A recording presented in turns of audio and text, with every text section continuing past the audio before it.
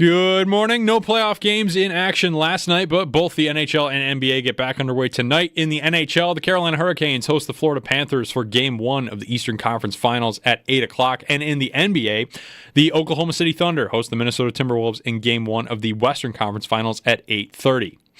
Another big contract in the NFL yesterday after signing quarterback Brock Purdy to a 5-year, $256 million deal last Friday. The San Francisco 49ers broke out the checkbook once again and signed linebacker Fred Warner to a 3-year, $63 million contract extension. The 28-year-old is guaranteed roughly $56 million in the deal and is now the highest paid linebacker in the NFL. Also in the NFL yesterday, the Philadelphia Eagles made a couple of different offseason front office moves.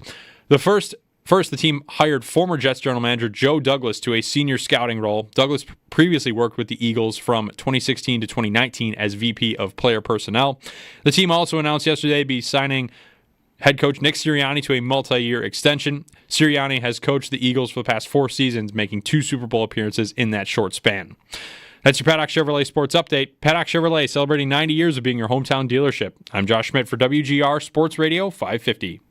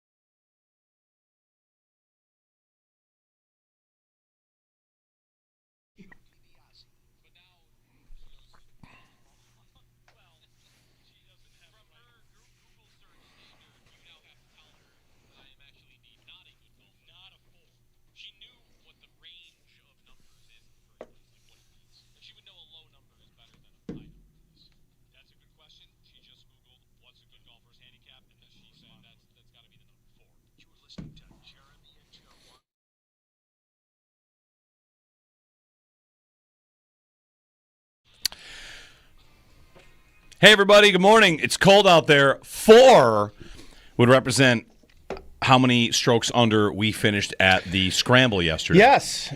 4 under at the Par for the Cause at Holiday Valley to benefit the 11-day power play. Me, Mr. Nate Geary, who's here in place of Joe today. Joe did play with us. And Sal, we shot a 4 under. Respectable. Did not embarrass ourselves. Respectable.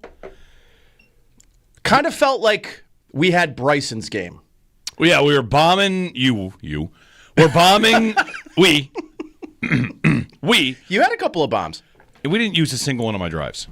Mainly because you were out there, Bryson, DeChambeauing the ball, smashing the ball, I'm feeling it today. We're hitting driver wedge. It was, and I don't know that that's something that normally happens to any of us. And, I know that I was the one hitting those drives, but, when you're freed up in a scramble to just swing as hard as you can, and a lot of them went straight for me. It worked, yeah. It was great. I might try that in my normal game. We'll see. But I can tell you, I don't know a lot of rounds where I didn't use a regular iron outside of par 3 holes.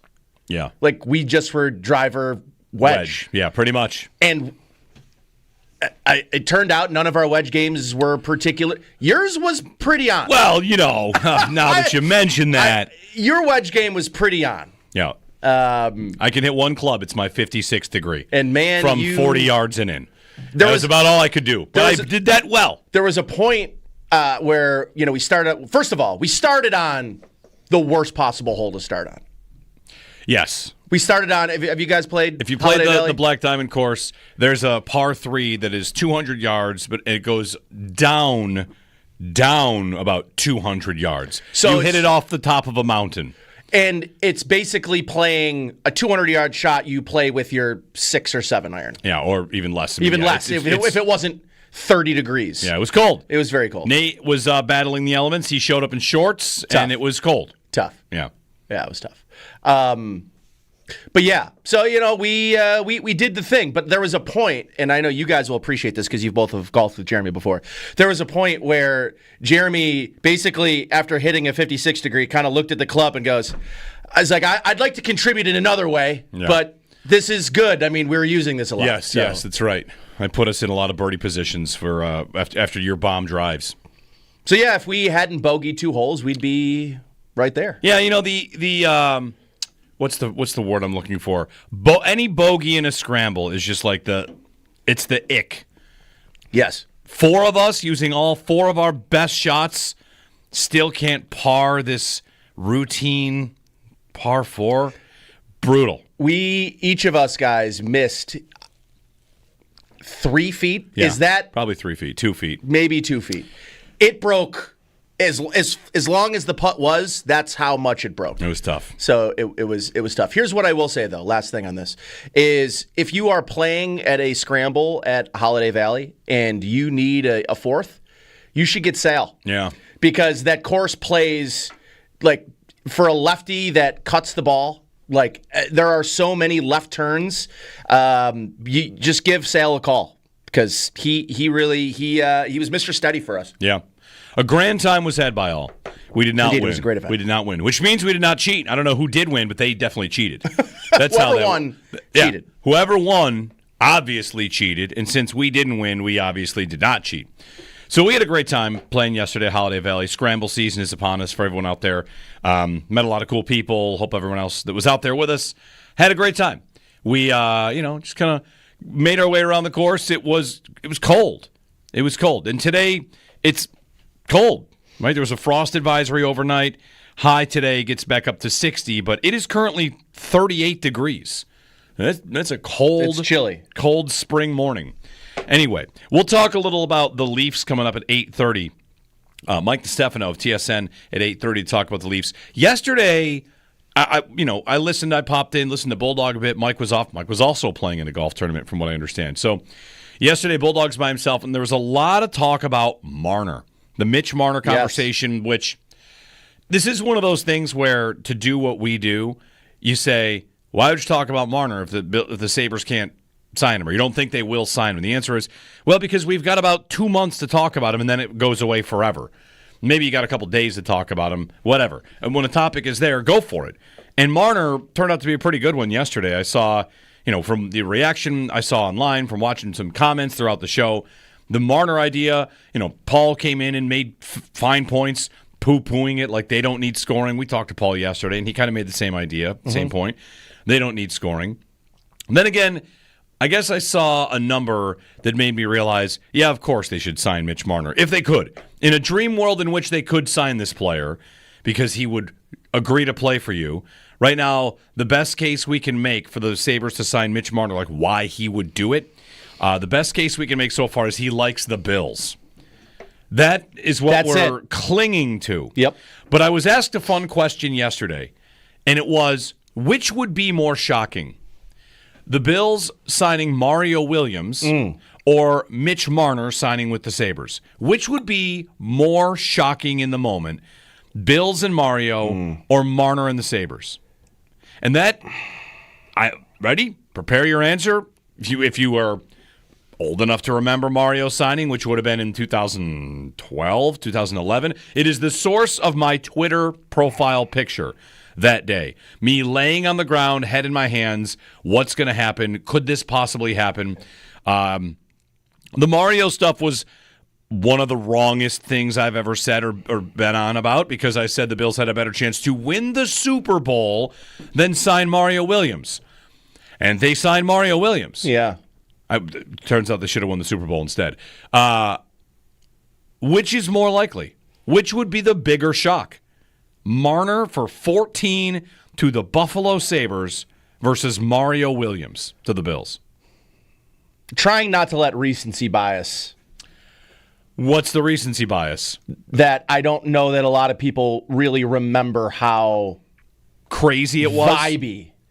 I don't know, 3 days? Was it 2 or 3 days? It was like a week? It was 48, 72 hours. Yes. Yeah, he came to town.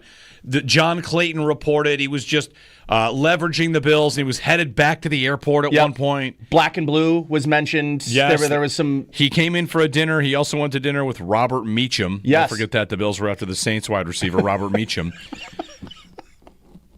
What a name. Hey, listen. Classic drought name right there. Robert Meacham. Yeah.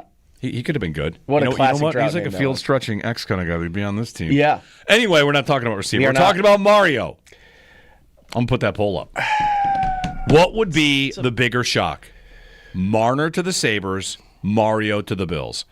Did you ask me that? Did Joe ask me that? Did my wife ask me that? Someone did yesterday. Might have been Joe. I guess isn't part of the answer to this question answering which team had less juice, the 2012 Bills or this Sabres team? Both were pretty juiceless. That's in there. There's also which of them is better. Which of them could... I mean, Mario Williams was the number one defensive player to hit the open market.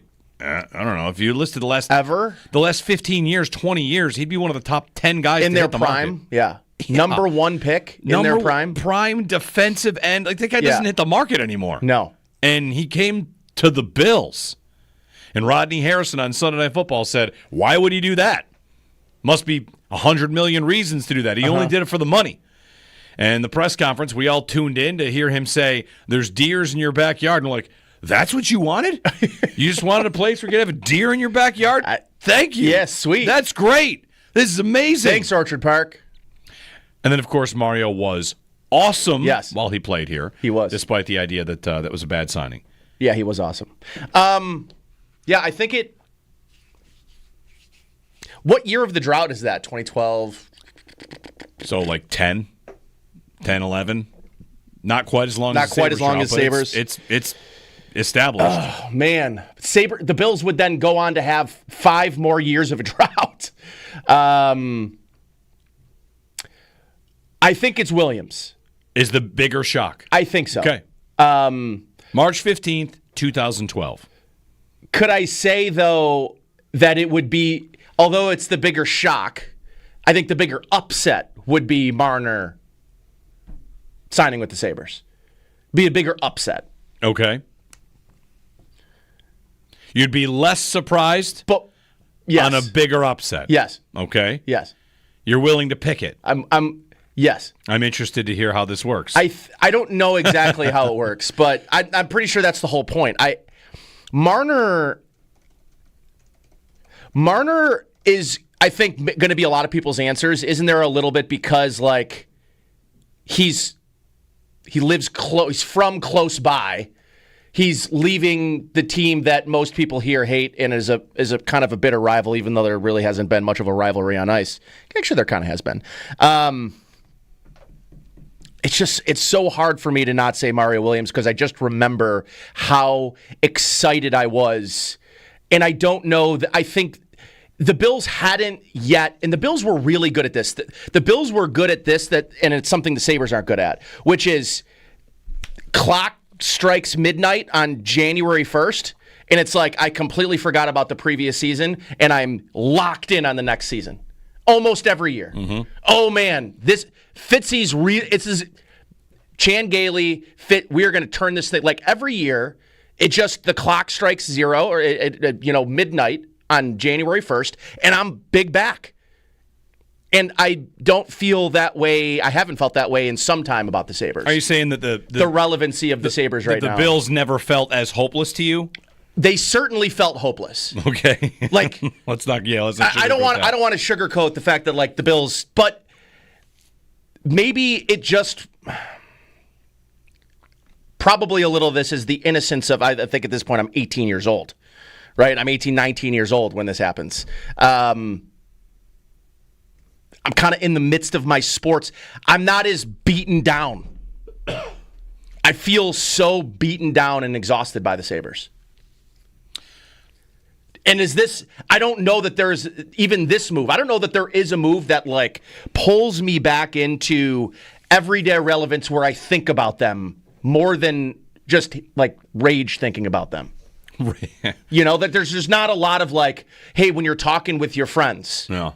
It's never really like, hey, the Sabres, let's It's like, you want to talk about something else? Right. They've just become so worse than irrelevant.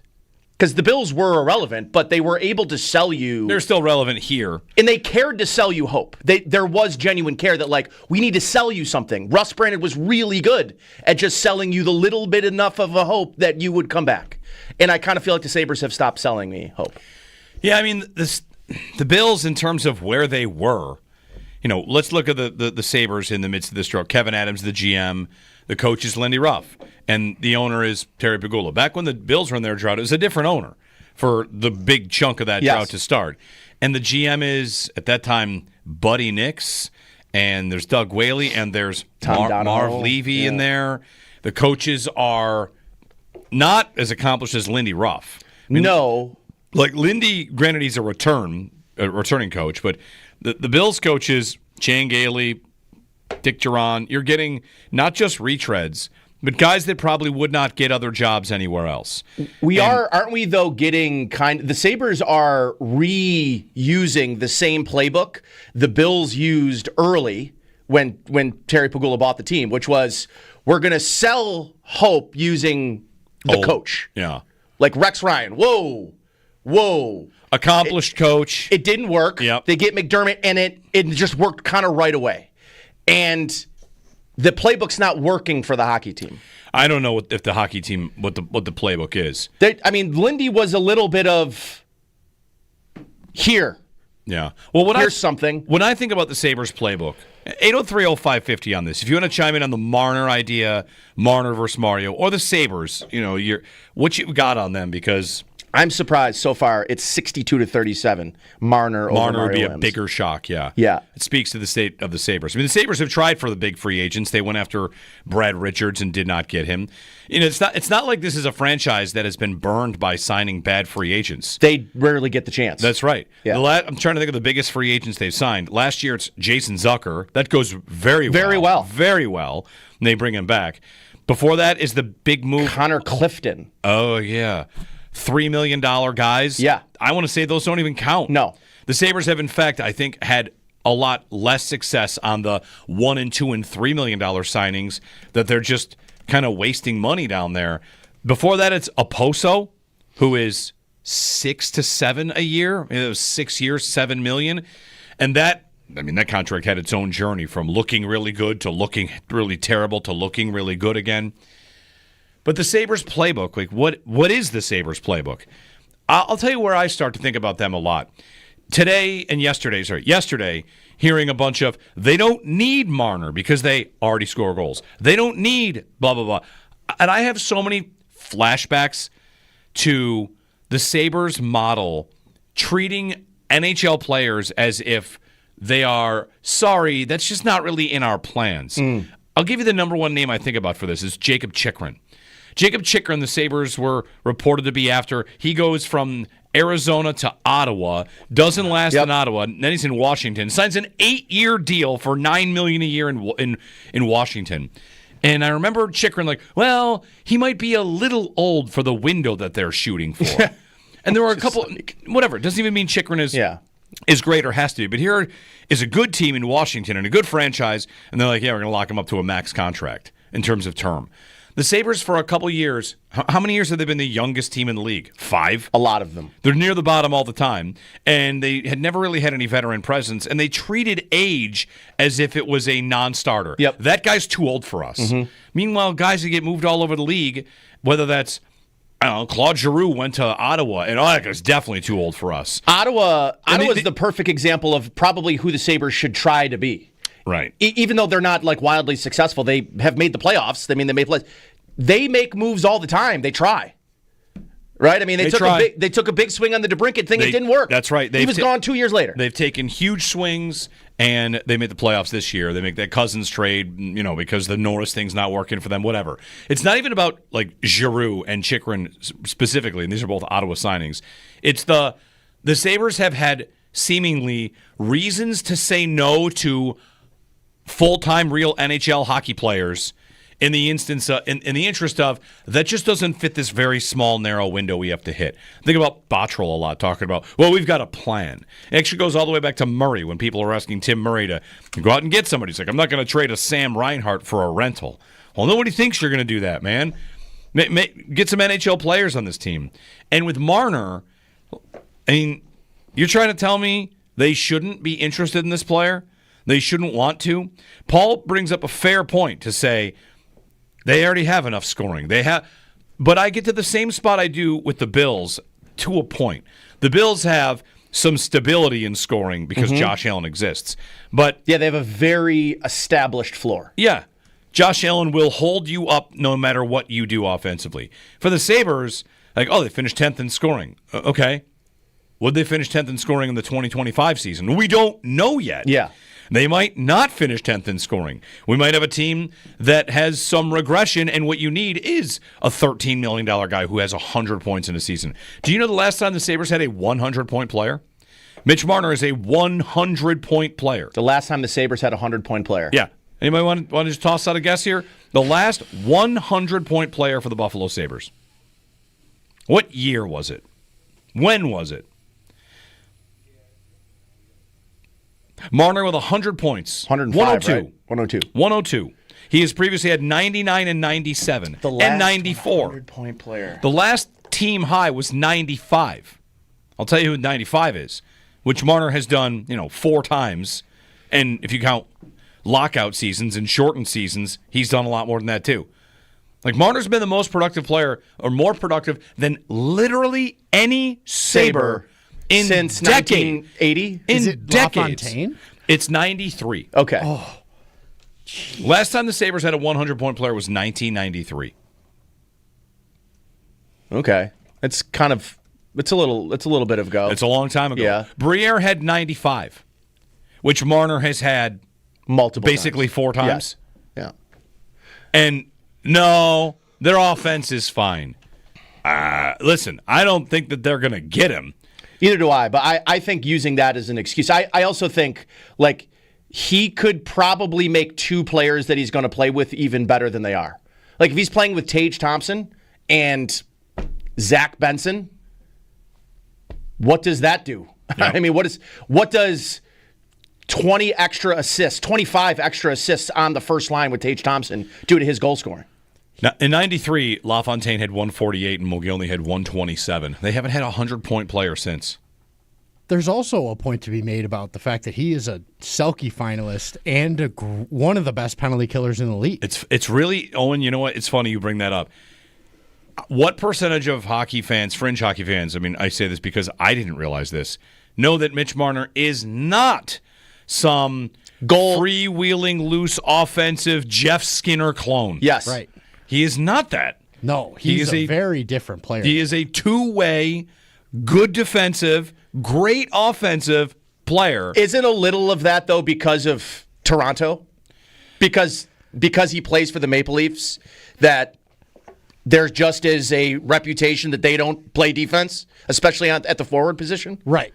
I think that Marner and Matthews both have, for a couple of years now, been top-end defensive forwards, but because of their issues as a whole, as a group, that were a lot of the time stemming from goaltending and defense, they get a rep for being really poor in their own end. And I think Matthews has shed a lot of that because of the Four Nations and just he's a little more out there. He's an American kid. He's shed a little more of that reputation. Marner still carries all of that. We do this in sports, though. I mean, we take these great players that have great regular seasons and we snap judge them broadly from a 7, 11, 12 game sample size in the playoffs when these teams are on national TV and everyone's watching. Like, it's what they do to Josh Allen. Josh Allen has a reputation that he doesn't perform in the playoffs. Right. And he has the best numbers ever. Right. But he's not a playoff performer. He's not clutch. It's what we do in sports. So, yeah, to me, the Marner idea is always more about, and will always be, to me, it doesn't have to be to everybody else, at least a sign that they're serious, because the last time they acted serious was Taylor Hall. Which was a 1-year, $8 million deal. I mean, that was the last time they acted serious. I had somebody write to me yesterday and say maybe they'll do it like they did for Taylor Hall, because the blue and gold, beyond blue and gold, there's the owner saying like, well, this means we're going to try and win the Stanley Cup, right? Which, okay, but that was a 1-year, $8 million investment. Marner would be what? 7 years, probably. Math here, a lot. $98 million. It's a big investment. It's not my money. I don't care. That's right. Like, I just don't, like, whatever the number is, who cares? Like, they got to spend we got to get to a point where this team is spending to the cap. I mean, to me, act like you're trying half as hard as Las Vegas, half as hard as some of these teams that are, doing they are doing everything they can to bend, to spend as much as they possibly can. And the Sabres, just deny the fact that there's not some internal cap that does clearly exist because they don't spend to the cap. Spend it. Yeah, and we're about to find out what that internal cap might be as the cap in the NHL goes up considerably in the next 2-3 years. 803-0550 on Marner, on the Sabres. Is anyone alive out there? A little scene from Titanic. Marner as an idea. We'll keep talking about it. The Mario conversation, the Bills drought versus the Sabres drought. And if they want to be a real team, I think they'd go for this. We'll get a couple calls in, hang out with you here on this chilly Monday morning.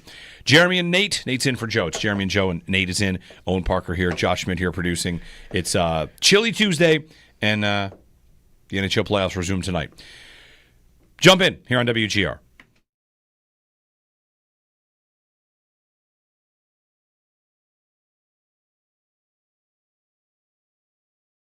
Question I would have about, Marner to me is now the number one. What is he supposed to do? Yeah. Should he continue to be their scapegoat? Hey, Mitch, you want to stay? We'll give you $12 million a year for everyone to hate you. Or so it's almost not even, it's not a choice. Do you want to go somewhere else and make money and try and get a fresh start? I mean, he is a Canada kid playing for the Toronto Maple Leafs, which so many guys dream of, like Tavares. He probably hates it. Right, Tavares, I don't know if he hates it. I just know that it'd be one of those things. He's from Markham. He's from Toronto. Yeah. Tavares went back there because it was the dream. And I'm thinking about Chris Drury's. The dream was to play for the Rangers. Mm-hmm. Imagine you yourself. All right, everybody, ready? Close your eyes. You are a professional athlete. You get to play for the favorite team you grew up loving. Whether that's, Patrick Kane playing for the Sabres, which of course never happened. You have a chance to play for the team you grew up loving. You want to? Careful, right? Be careful. Maybe you don't want to. Because maybe what happens along the way is it doesn't go well enough and everybody hates you and is mad at you. Here's Mitch Marner at 28 years old. Another great season for him. And the playoffs, they're more mad about Game 5 because he had a turnover and didn't back check on one play. And their production is terrible, but careful what you wish for. So they might want him back. He might say no thanks, or vice versa. Could the Sabres get him? It seems ridiculous. It does seem ridiculous. It seems ridiculous. Should I entertain the idea? Anybody out there? 803-0550. Should we entertain it as serious? The Sabres would pay the highest paid player on their roster would become Mitch Marner, and they'd add him to a team that does not feel like it has scoring problems. If I could borrow from Brandon Bean and apply that to Kevin Adams, is he going to say, I don't feel like offense is why we lost, and then not want to add a piece like that? Because they score goals. They do score goals. Yeah. They might not think they need a guy like Mitch Marner.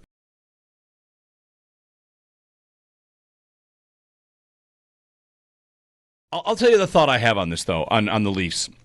Because some of the reporting up there, you've got your quotes from the players that lose that game in Game 7, and whatever. Austin Matthews says there's too many passengers. Sometimes I think that might be what a guy says in that spot. The thing I think about is David Alter tweeted that fans were booing every time Mitch Marner touched the puck. And an Austin Matthews jersey was thrown on the ice in the middle of play. Marchand had a devastating comment. Brad Marchand's comment about the Leafs, talking about how their team is basically forced to live with unbelievable pressure all the time. And they're not even big games because he's won the Stanley Cup. When you've won the Stanley Cup, this is not a big game. And just the immense pressure that is constantly on top of the Toronto Maple Leafs. He talked about that. And the thing I wonder about it, Nate, is will we ever get like that about the Bills? Will we ever go that far on pressure on them? Or, because we might even be there on the Sabres, where your team is your love, but also your enemy. Yeah. Because life is wonderful, but also limited, and you want something better. That's the thought I had. Will we ever get like that on the Bills? Because what's the biggest difference between the Leafs and the Bills? The Bills don't fail to show up in the playoffs, but they do hit their head, right? They do find a ceiling. And I don't think anybody gets there on Allen, and probably shouldn't. But past that... But isn't because of Allen why the pressure exists? Yeah. In the first place? Yeah. Like, if you have Brock Purdy, I'm not sure the same pressure exists. He's expensive now, so... He's now very expensive. Yeah. But he's not like... No one's going to look back in the history of the league and say, well, that guy never got one. Right. They'll look back and say that about Josh. Josh Allen will be in a very small group of elite players at the position that never won one. Hopefully he gets to one, because Yes. Purdy has been to one.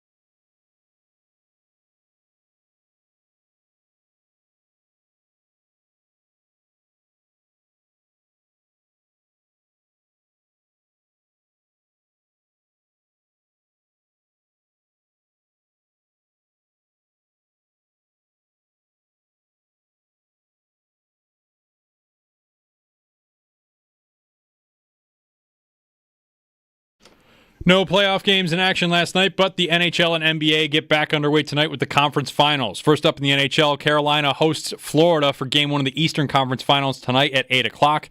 And over in the NBA, Oklahoma City Thunder host the Minnesota Timberwolves for Game 1 of the Western Conference Finals at 8:30. Another big contract in the NFL yesterday. Fred Warner signs a 3-year, $63 million contract extension with the San Francisco 49ers.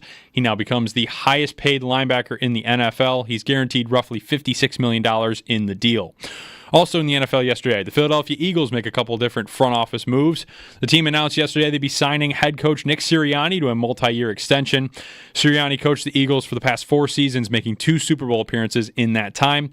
They've also hired former Jets general manager Joe Douglas in a senior scouting role. Douglas previously worked with the Eagles from 2016 to 2019 when he won a Super Bowl with the team as VP of Player Personnel. Those are your Paddock Chevrolet sports headlines. Paddock Chevrolet, celebrating 90 years of being your hometown dealership.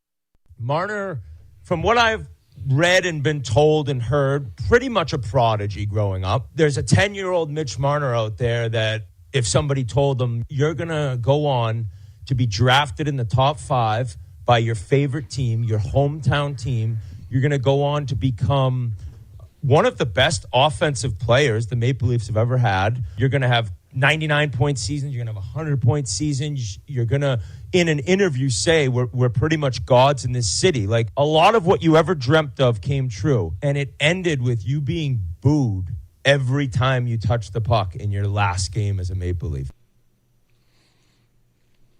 So you want to be a professional athlete. right? Man, does that ever drive it home that Ryan Whitney on the Spit and Chicklets podcast scapegoated and, maybe justifiably in terms of the production in the playoffs for Mitch Marner. Jeremy and Joe. Joe's out this week. He's on vacation. Nate is in today, and we're talking about Mitch Marner and the idea with the Sabres. The question is, which would be the bigger shock? One of them happened. Mario Williams signs with the Bills, or Mitch Marner to the Sabres. So, yeah, if you want to chew that around with us, chew on that with us. Chew on it. Whatever you're going for. Yeah, if you want that with us, we can talk about it here. Marner is an unrestricted free agent. The Sabres, if they wanted to be a potential suitor, they could call his agent. They could shoot big and offer him the moon. He is from the area. He is going to go as far away as possible? Just going to get away from Toronto? Who knows? But, yeah, a top 5 pick.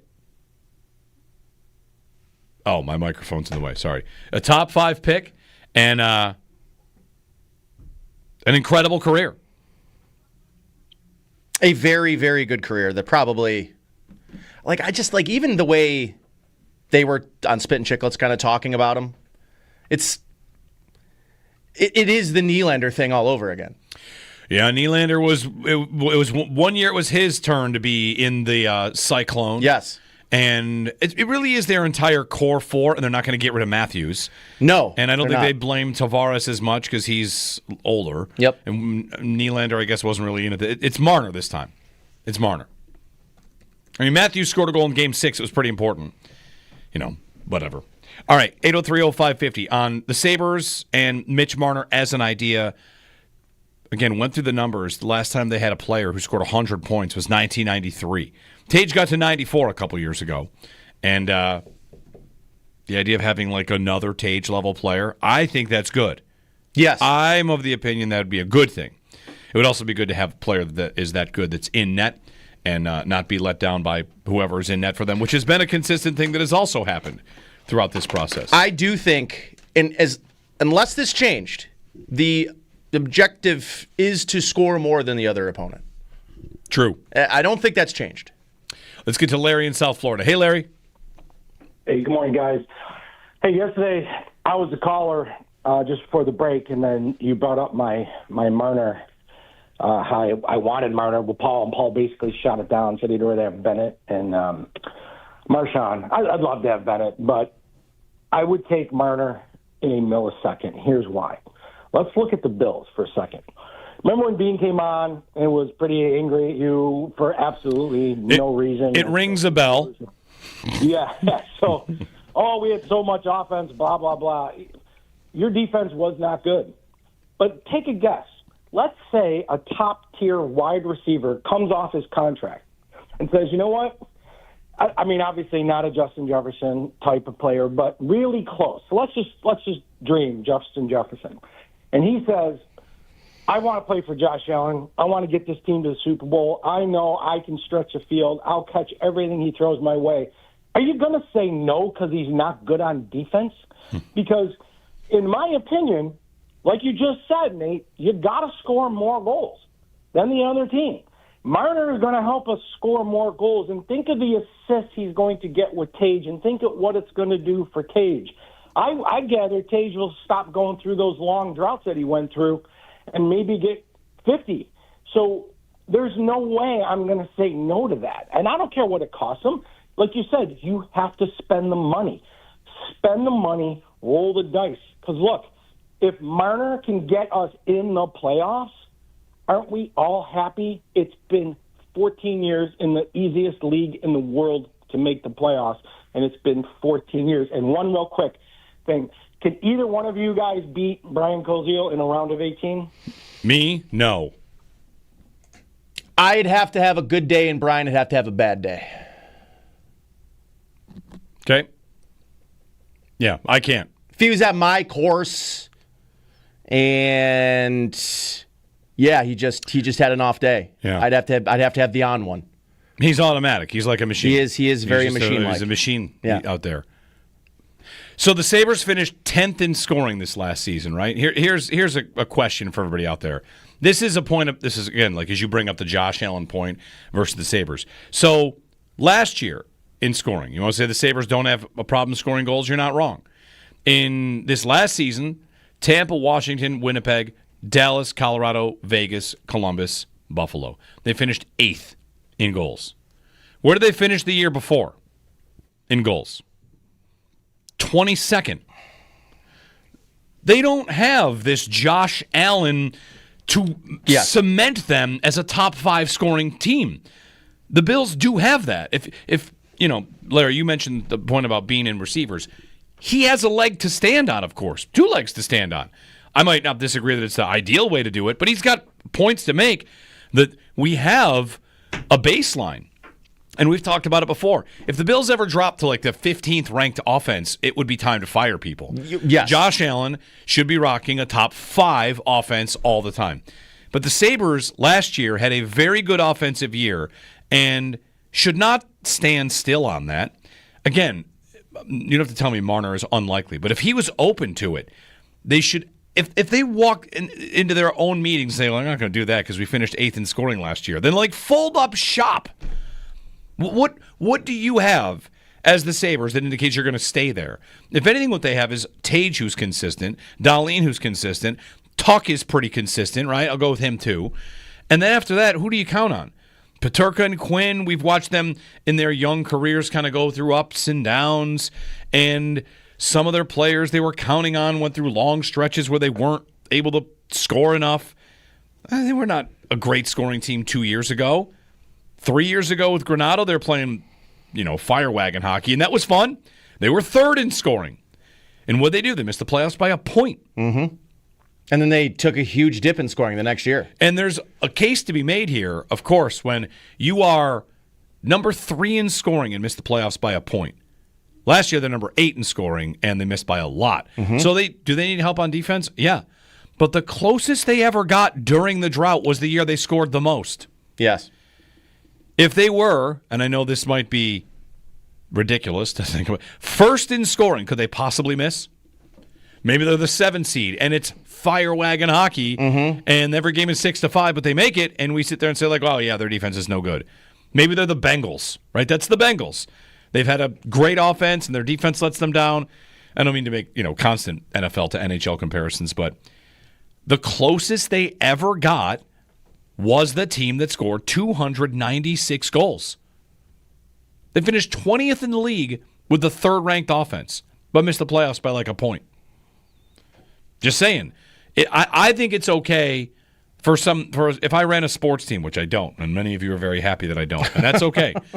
But I wouldn't always think, well, I'm too good at this and not good at this, so what I should do is stop being so good at the thing I'm good at. Right. I would not think that that's a reasonable thing to do. I might more so think the thing to do is to lean further into what I'm great at. Mm-hmm. And, yeah, I'll try to bring the other stuff along, too, but I'm going to lean into scoring a lot of goals. If they're 8th this year, and I would say, all right, let's try to bring our defense along, but also try to get the top 5 in scoring. 803-0550.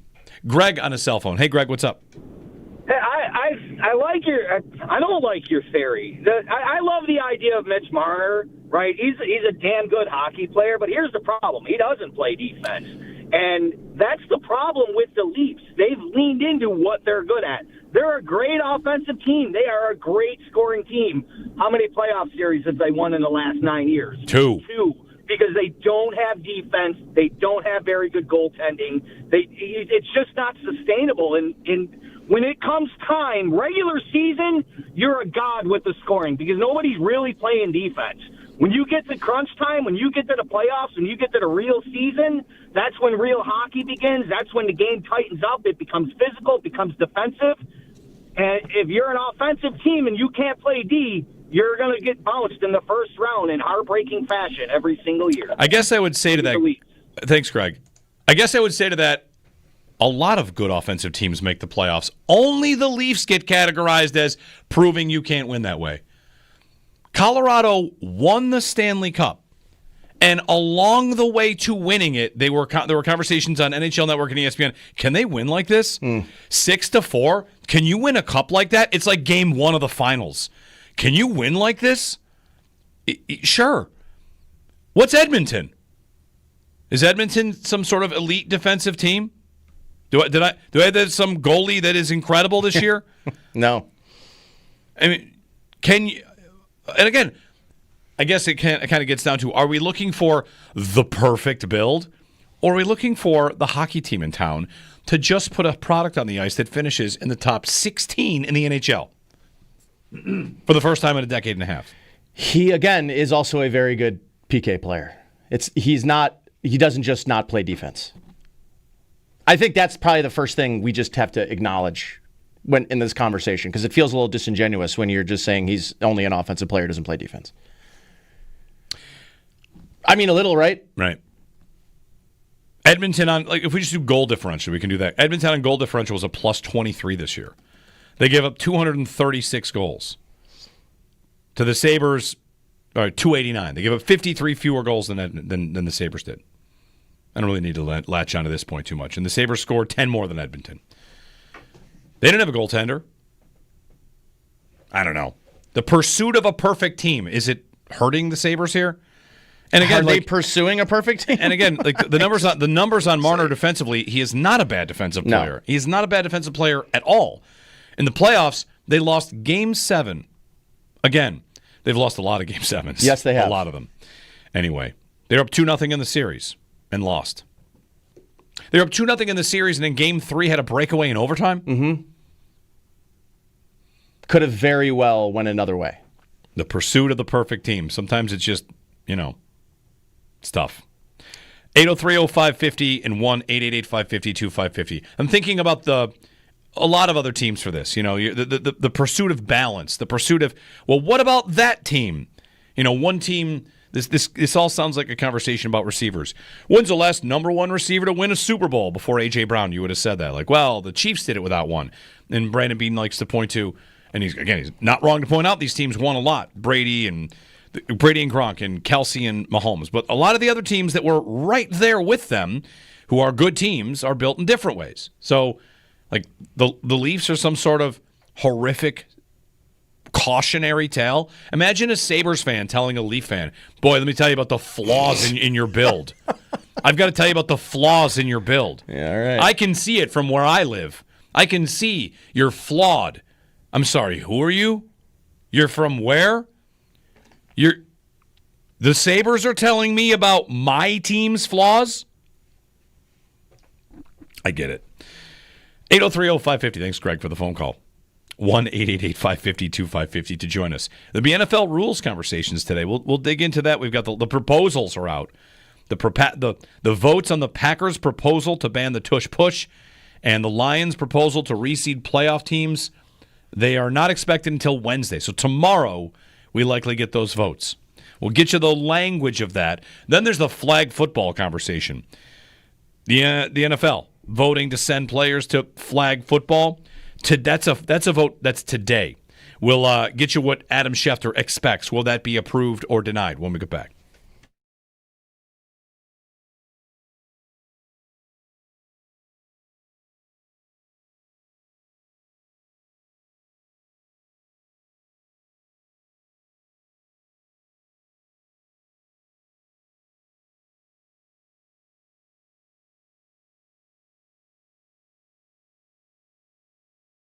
But I was asked a fun question yesterday, and it was, which would be more shocking? The Bills signing Mario Williams or Mitch Marner signing with the Sabres? Which would be more shocking in the moment, Bills and Mario or Marner and the Sabres? And that, ready? Prepare your answer. If you are old enough to remember Mario signing, which would have been in 2012, 2011. It is the source of my Twitter profile picture that day. Me laying on the ground, head in my hands. What's going to happen? Could this possibly happen? The Mario stuff was one of the wrongest things I've ever said or been on about, because I said the Bills had a better chance to win the Super Bowl than sign Mario Williams. And they signed Mario Williams. Yeah. Turns out they should have won the Super Bowl instead. Which is more likely? Which would be the bigger shock? Marner for 14 to the Buffalo Sabres versus Mario Williams to the Bills. trying not to let recency bias. What's the recency bias? That I don't know that a lot of people really remember how crazy it was. Vibey. I don't know, 3 days? Was it 2 or 3 days? It was like a week? It was 48, 72 hours. Yes. Yeah, he came to town. John Clayton reported he was just leveraging the Bills, and he was headed back to the airport at one point. Black and blue was mentioned. Yes. There was some... He came in for a dinner. He also went to dinner with Robert Meacham. Yes. Don't forget that. The Bills were after the Saints wide receiver, Robert Meacham. What a name. Hey, listen. Classic drought name right there. Robert Meacham. Yeah. He could have been good. What a classic drought He's like name, a field-stretching X kind of guy. He'd be on this team. Yeah. Anyway, we're not talking about receiver. We're not. talking about Mario. I'm going to put that poll up. What would be the bigger shock? Marner to the Sabres, Mario to the Bills. Yeah, I wonder if Mike McDaniel lasts the year, if he can make it out of the year. I would be surprised. I would be surprised if he does. And the thing about them and how they've been built, the reason that the implosion opportunity exists with them, I think in large part is due to the personalities that they've really kind of made the image that they've built that team in. And like, for me, it just would not surprise me in the least bit if Tyreek Hill gets traded before the season starts or at the trade deadline and never really be able to, I don't know, is a wide receiver the right player to look at and say he wasn't able to get them to a position where they were actually a contending team? They kind of had, I saw this, it was an image was it 2 years ago they won 70-20? It was 2 years ago, correct? Not this last year, the year before. Yeah. The direction that both franchises in that game, the Denver Broncos and the Miami Dolphins, went after that 70-20 game, kind of remarkable. Denver now has a quarterback. They made the playoffs last year. They have one of the best defenses in the league. Mm-hmm. And they kind of feel like they're here now as a legitimate AFC team. Maybe not contender yet, but a legitimate AFC team that could, push to win a division from the Chiefs. The Dolphins, they have not been the same team since that game. I mean, the next week, Buffalo absolutely beat the brakes off of them. The NFL's weird, man. I just, thinking about where those two teams are, almost that 70-20 win kind of ruined them. Well, definitely created an expectation that they were going to be. They were just going to be a track team that you couldn't. Yeah, and they just haven't been a wagon offensively. All the players, it feels like the Chubb trade, terrible for them. Didn't play last year and got hurt the year before. Yeah, they've had their injuries that have been a piece of this, and of course they paid Tua. They did pay Tua against pretty much everyone's. I don't know that a lot of people agreed with that move. They kind of painted themselves into a corner, though, because they got the coach, probably the only coach that could get out of Tua what Tua's getting statistically.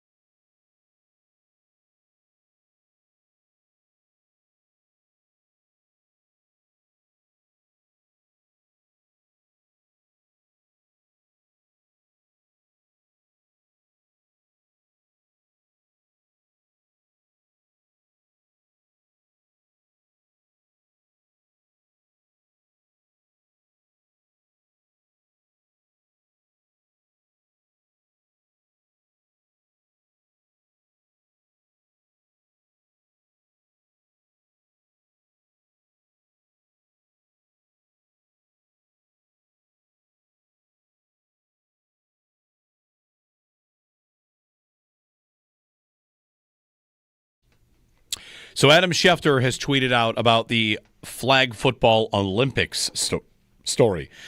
ESPN sources: a vote to allow NFL players to participate in flag football for the first time during the 2028 Summer Olympics in LA is expected to pass at today's league meeting. Nothing is official yet, but as one source said about today's vote, Olympics should be easy. So the NFL players I don't get that. will be allowed to go play flag football in the Olympics. I don't get it. Well, we've got a break. We can talk about this on the other side. The short version is globalize the game. Sure. Let other teams and let other countries compete against Lamar Jackson. Sure. Without Not my having to quarterback. I'm play good. actual football, play flag football. It's not watching Lamar Jackson play against Argentina. in flag football. I'm good. I think it's the dumbest idea there is. We'll do more of this. This is very dumb. How about the flag football world that thinks that there's no guarantee that NFL players would make the teams? I think that's kind of funny. I also think that's kind of funny. But you've got the Team USA flag football quarterback. I think his name is Doucette. He's got a nickname. I'll find out. I'll get the full name, like Daryl Doucette. Said it's disrespectful for these players to. Yeah, it is. I just Daryl assume. Doucette. Yeah. You know what? I'm gonna make you watch a highlight of Daryl Doucette, and Sure. let you decide if you think this guy is gonna get beaten out by Lamar. He's making moves.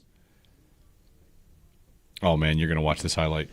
All right, we'll get to that. Mitch Marner to the Sabres as an idea. How would it compare to Mario Williams, which shocked us all? Mario to the Bills was like our own Gretzky was traded moment. Hey, they got Mario. If it could happen to us. If it could happen. 803-0550. Jeremy and Joe. Nate's in for Joe today. Joe's out this week. Nate's in again today. You can join us, and we'll get you the latest on this flag football story, what it all means, and I hope you're ready for the debate shows to build flag football rosters. And I'm going to make Nate do it, too. You're going to build a flag football roster. I'm going to make you do it. Yay. Laviska Shenault. Oh, jeez. Oh, what? We'll start right there. Brandon Codrington. He's on it. All right, we'll get a break in. 803-0550 on WGR.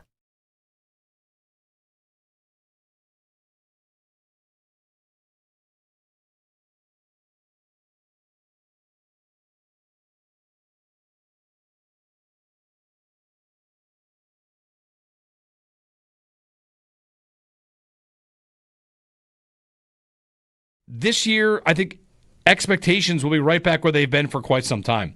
This is a little bit about like the Leafs. The Leafs live in the pressure. And, Nate, for a long time, the Bills have lived in pressure. And last year was a year where I still think it was there, but it's almost like someone let a release valve out a little bit, right? You want to say that was Diggs and Davis and Hyde and Poyer or whoever, whatever. It felt like last year there was a little bit of pressure let out of that. And now we're back this year. The one seed is it, right? Isn't this a season-long one-seed race? They have a division that we think they should win. Mm-hmm. Their schedule in terms of who they match up with the NFC South, like, okay, that doesn't seem too tough. They will be pegged to be one of the top three teams, and if you beat the teams that you play against, Kansas City, Baltimore, like, you should be in that position. Close the stadium with the AFC Championship game. I put up a poll last week. What's the most likely scenario for the last game at Old Highmark? And the overwhelming winner was AFC Championship game. Host it. It would be nice. Yeah. It would be awesome. Would you pick him to get it?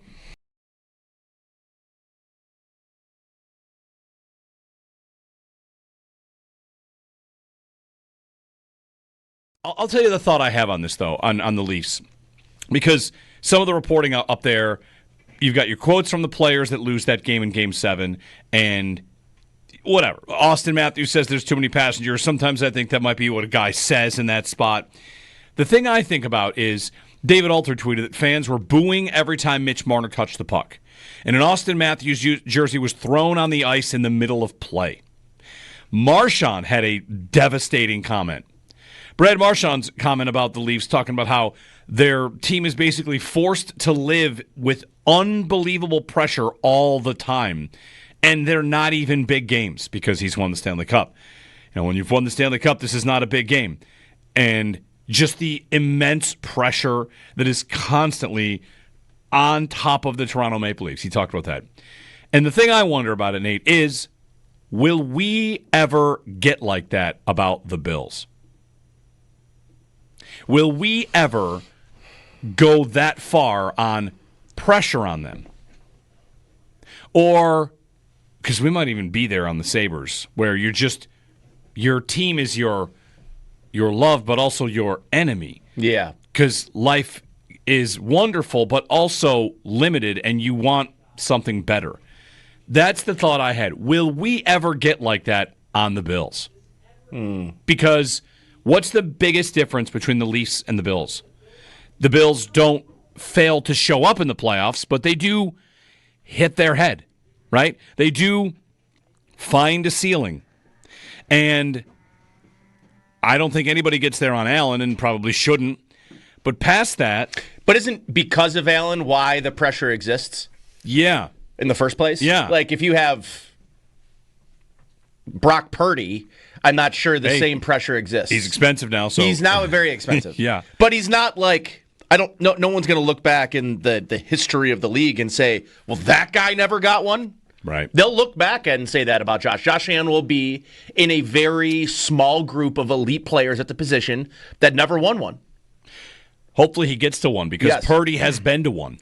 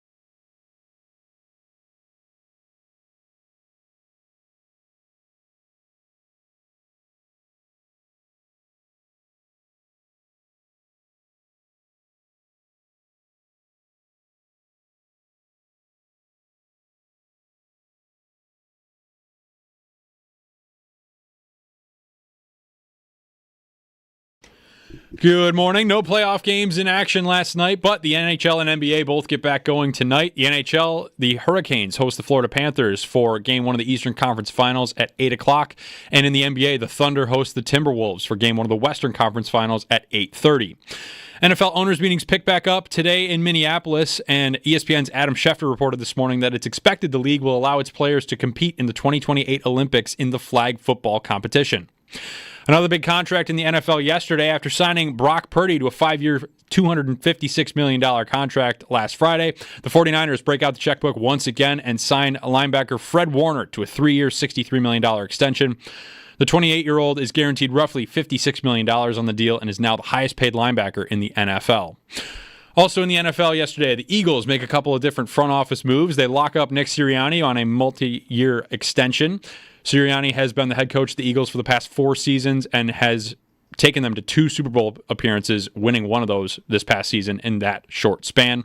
Also, they hired former Jets general manager Joe Douglas to a senior scouting role. Douglas previously worked with the Eagles from 2016 to 2019 as VP of Player Personnel. That's your Paddock Chevrolet Sports Update. Paddock Chevrolet, celebrating 90 years of being your hometown dealership. I'm Josh Schmidt for WGR Sports Radio 550.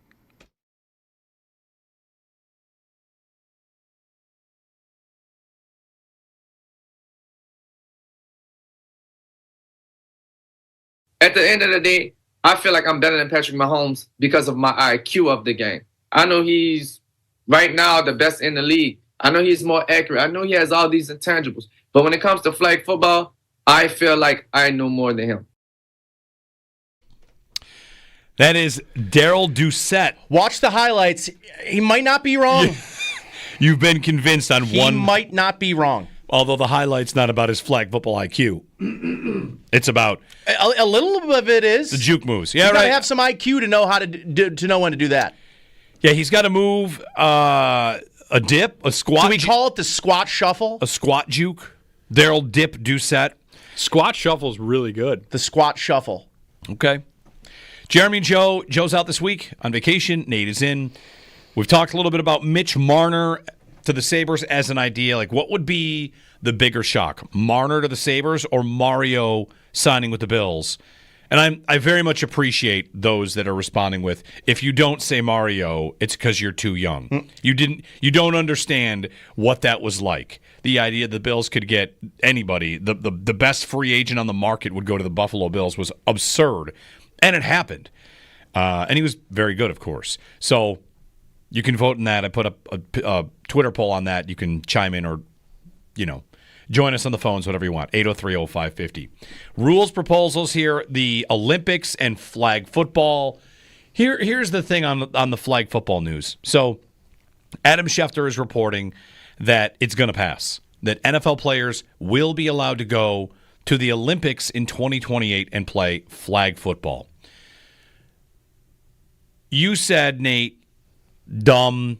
You probably do understand, but also don't understand. Why are they doing this? Grow the game globally. I mean, they're going overseas all the time to play football.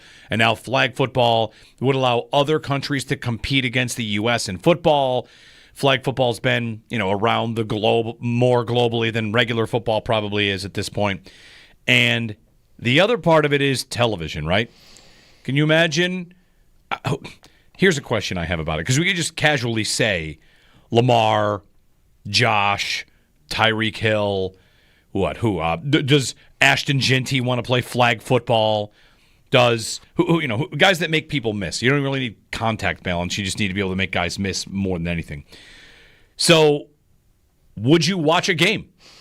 Because it's about the networks, right? It's about the NFL players going and trying to win gold medals in flag football and television ratings. You watching? I would probably watch without them being in it. You'd watch the flag football matchup between the U.S. and someone. Sure. It's the Olympics. If it did not have Lamar. Yes. We'll just use Lamar as the play. Josh Allen. Josh Allen's in the game. How about now? I would be so upset if Josh Allen was in it. I get the argument for the players is if you're an NFL player, you're never, because the sport of football is not really, and it's never been an Olympic sport. It can't really be. It's an American sport.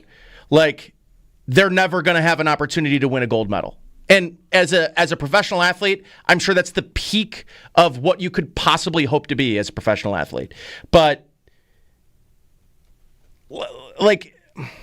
I think it's a terrible idea from the fact that the potential injuries that could happen to your best player playing in that game.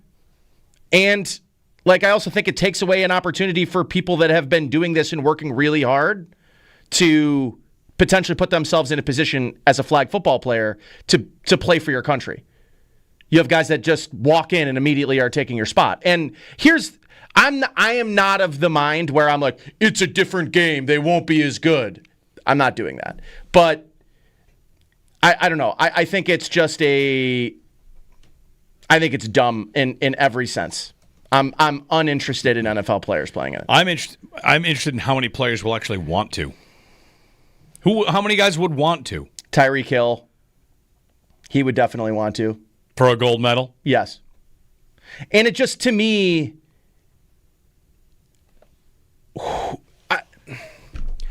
it's not going to even be fun to watch. You're going to watch Team USA beat Argentina 200-0. Like, are they going to have mercy rules, running clocks?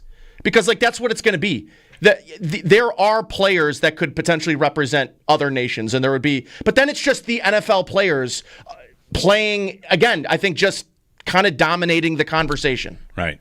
You're building out your roster. You've got Sauce Gardner and Christian Benford, and you've got long-armed defensive ends batting down passes. I don't know. It's just the NFL doesn't have to have everything. Well, we're going to get a lot of comments on it, of course, because the league's going to approve it. Yes. So the league wants it to happen. The league wants this to go forward, and I'm realizing more so than I have in the past, maybe, that a lot of these changes, a lot of these rules, the league is, of course, as it should. I would defend the league for this.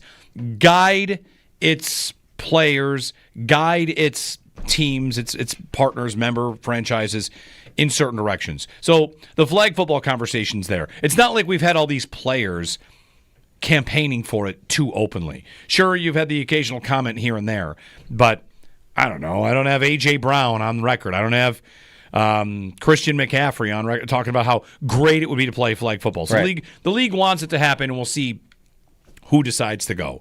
Maybe there'll be 5 NFL players on the roster, maybe not. Back in the day, how many years ago now? I'm dating myself here. Herschel Walker was on Olympic teams, right? He's on the bobsled team. Do you remember that? Do you know that?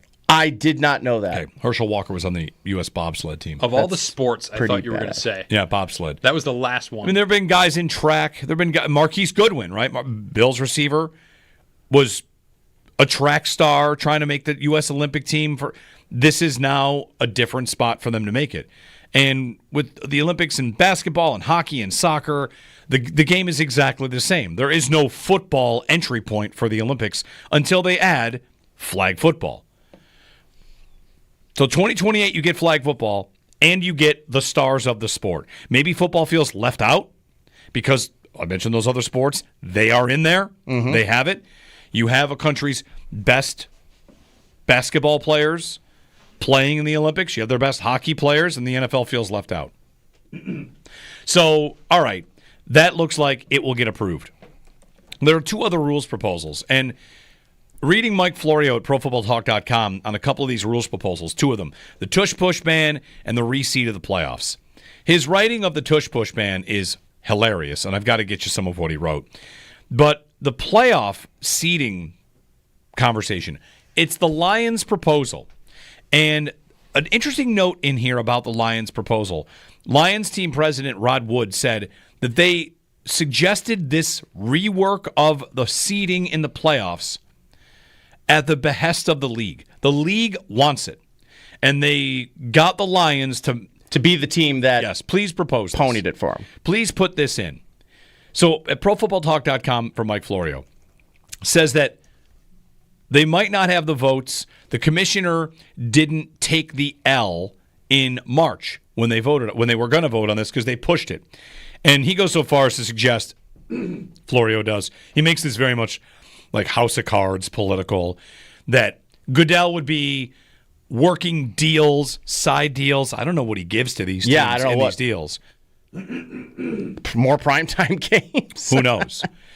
But the proposal, revised to make it read more cleanly, would take the 7 playoff participants, division winners, and 3 wild cards, and seed them on record, period. That's it. Your record is your seed. He writes, by not putting the issue to a vote in March, the commissioner did not take the L. Since then, he's had time to twist arms and or do deals in an effort to get to 24 votes. Under the current system, division winners often lock into a specific seed with a week or two left in the year. With no fear of losing their spot on the playoff tree, they rest starters in Week 17 or Week 18. He writes, it's all about ensuring as many games as possible are interesting and compelling, so the various and ever-expanding standalone windows that include games worth watching. I guess I really wouldn't understand why divisions exist? Yes. So you'd still, by winning your division, clinch a playoff spot. Yep, I get it. But no longer would you clinch a top 4 spot, a playoff game, right? Yeah. Last year, this would have been a big factor for the Lions. It also would have been a factor in the Texans. They would not have hosted a playoff game, I don't believe. So it's not just... In my head, it always is, a 7-9 team is hosting somebody, and that should never happen. This would just be straight seeding. So last year, if they did this, the Chiefs are the 1, the Bills are the 2, the Ravens are the 3, which is how that normally went. And then the 4 would have been the Chargers. And they would have played Pittsburgh at home. Because I think Pittsburgh was the lowest. No, but Denver ended up being the lowest seed. Yep. So it would have been Chargers hosting Denver. Because Denver is the 7 seed. And instead, the Chargers went on the road to Houston. I guess Houston could have been the 7 seed. I didn't even think about that. Yeah. Yeah, because they're the lowest division winner. No, but the conference record, they had a better record. So okay. Houston goes on the road. Denver doesn't come here. Who are the Bills hosting? I believe the Bills, in that scenario, might be hosting Houston. But the point is, it would what the goal is. All right, why do they want to do this? It's less about, and I agree with this, how Florio writes this. It's less about we don't want a team with a better record going on the road, and more about we want week 16, 17, to 18 to be more likely to matter because to still have juice. Sure, you have locked up your division. The Bills are a great example for this.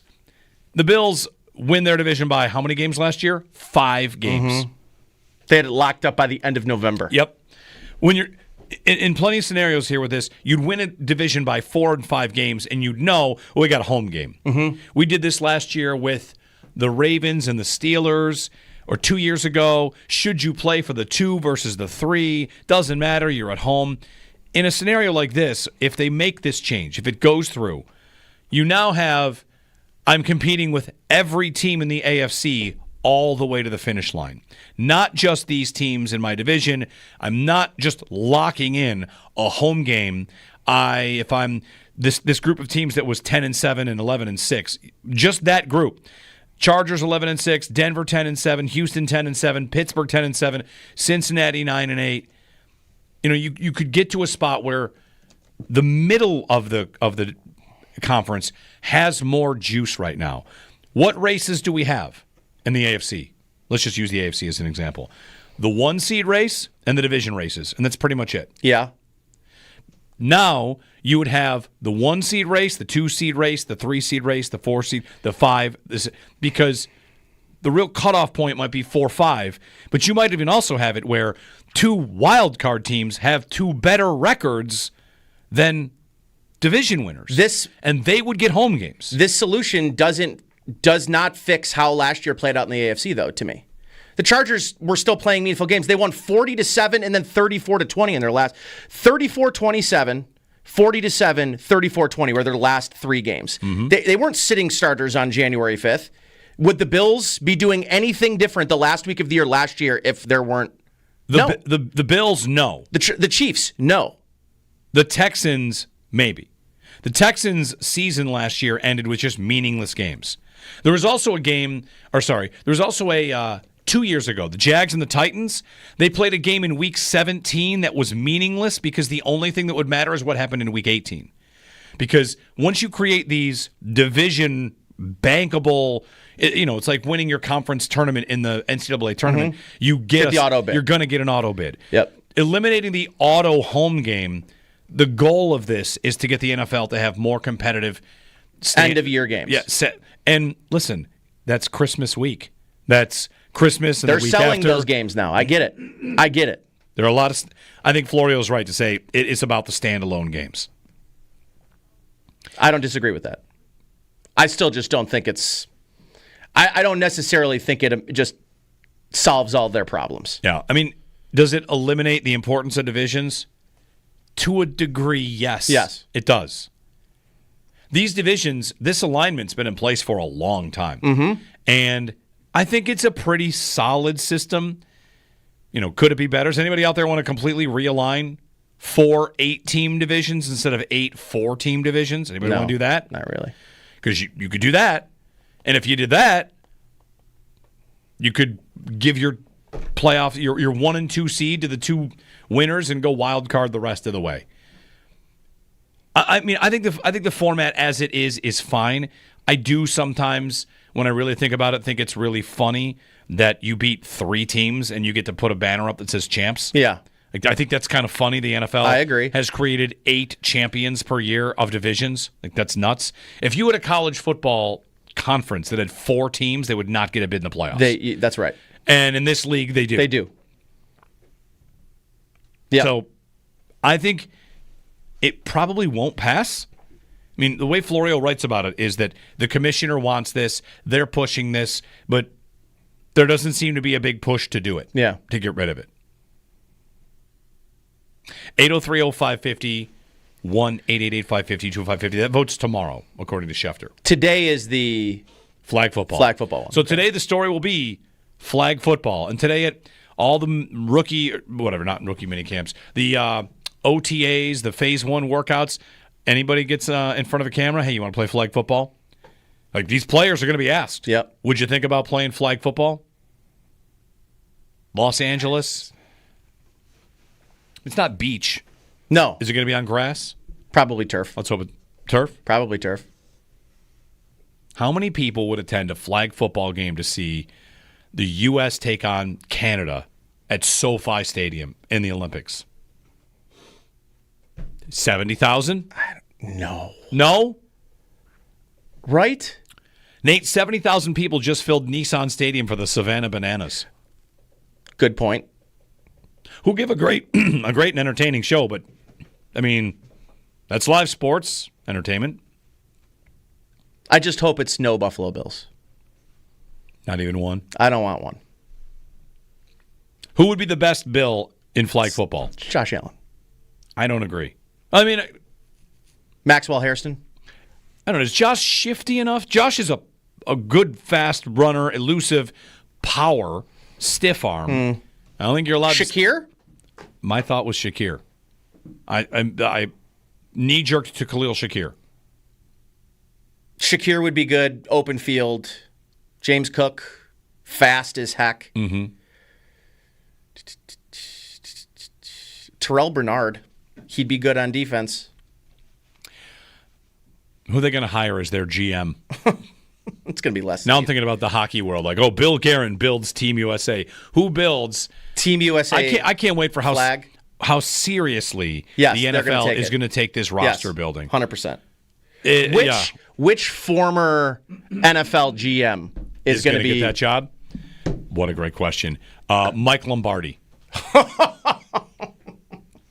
Is that the wrong answer? It's the worst answer.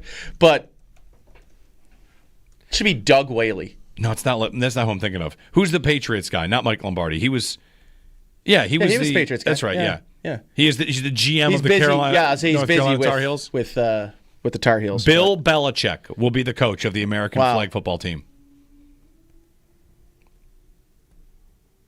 This is awful. This is devolving. You don't like it, huh? No, I hate it. Well, it's happening. It's definitely happening. 2028. 803-0550. It is happening. Yeah, it's happening.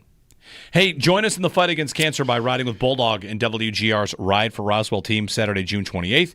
Once you join our team, you receive an email to pick up your team T-shirt and water bottle at Tom's Pro Bikes on Walden Ave in Lancaster. Not a rider, you can still support the cause by donating to our team and helping us reach our goal of $10,000 before the ride. Visit WGR550.com for details. Jeremy and Joe. Nate is in for Joe. Flag football news will be some of the news of the day. We did not get to the tush-push ban, which could also happen this week. So the NFL with some big storylines there. Maybe they're just their efforts to dominate the news between flag football, tush-push, and playoff seeding. Anyway, flag football, Adam Schefter says, that's going forward to the Olympics in 2028. Now we begin to wonder which players would be interested. You can give us a ring on that, 803-0550 on WGR.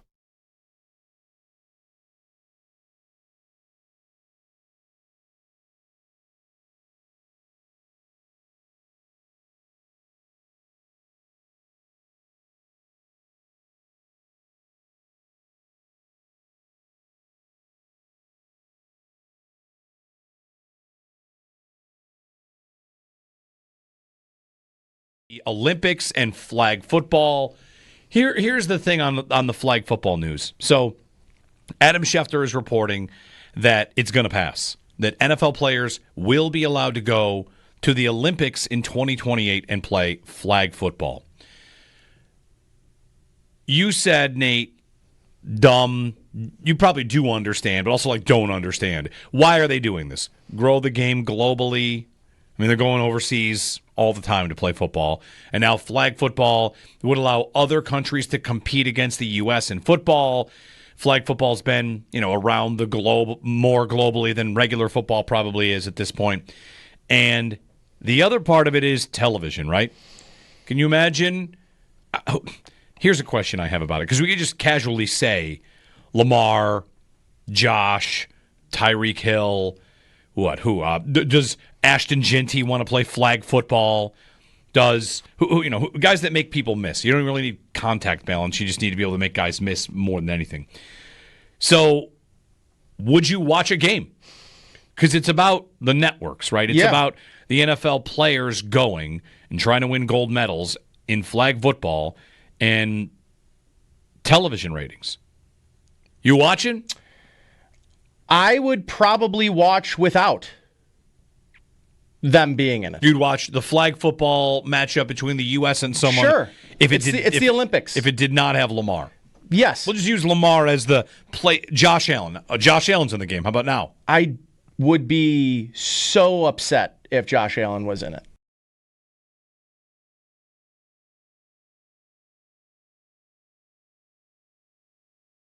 So the Sabres finished 10th in scoring this last season, right? Here's a question for everybody out there. This is again, as you bring up the Josh Allen point versus the Sabres. So last year in scoring, you want to say the Sabres don't have a problem scoring goals? You're not wrong. In this last season, Tampa, Washington, Winnipeg, Dallas, Colorado, Vegas, Columbus, Buffalo. They finished 8th in goals. Where did they finish the year before in goals? 22nd. They don't have this Josh Allen to cement them as a top 5 scoring team. The Bills do have that. If Larry, you mentioned the point about being in receivers. He has a leg to stand on, of course. 2 legs to stand on. I might not disagree that it's the ideal way to do it, but he's got points to make that we have a baseline. And we've talked about it before. If the Bills ever dropped to the 15th ranked offense, it would be time to fire people. Yes. Josh Allen should be rocking a top 5 offense all the time. But the Sabres last year had a very good offensive year and should not stand still on that. Again, you don't have to tell me Marner is unlikely, but if he was open to it, they should. If they walk into their own meetings and say, well, I'm not going to do that because we finished 8th in scoring last year, then fold up shop. What do you have as the Sabres that indicates you're going to stay there? If anything, what they have is Tage, who's consistent, Dahlin, who's consistent, Tuck is pretty consistent, right? I'll go with him too. And then after that, who do you count on? Peterka and Quinn, we've watched them in their young careers kind of go through ups and downs, and some of their players they were counting on went through long stretches where they weren't able to score enough. They were not a great scoring team 2 years ago. 3 years ago with Granato, they were playing, fire wagon hockey, and that was fun. They were 3rd in scoring. And what'd they do? They missed the playoffs by a point. Mm-hmm. And then they took a huge dip in scoring the next year. And there's a case to be made here, of course, when you are number 3 in scoring and miss the playoffs by a point. Last year, they're number 8 in scoring, and they missed by a lot.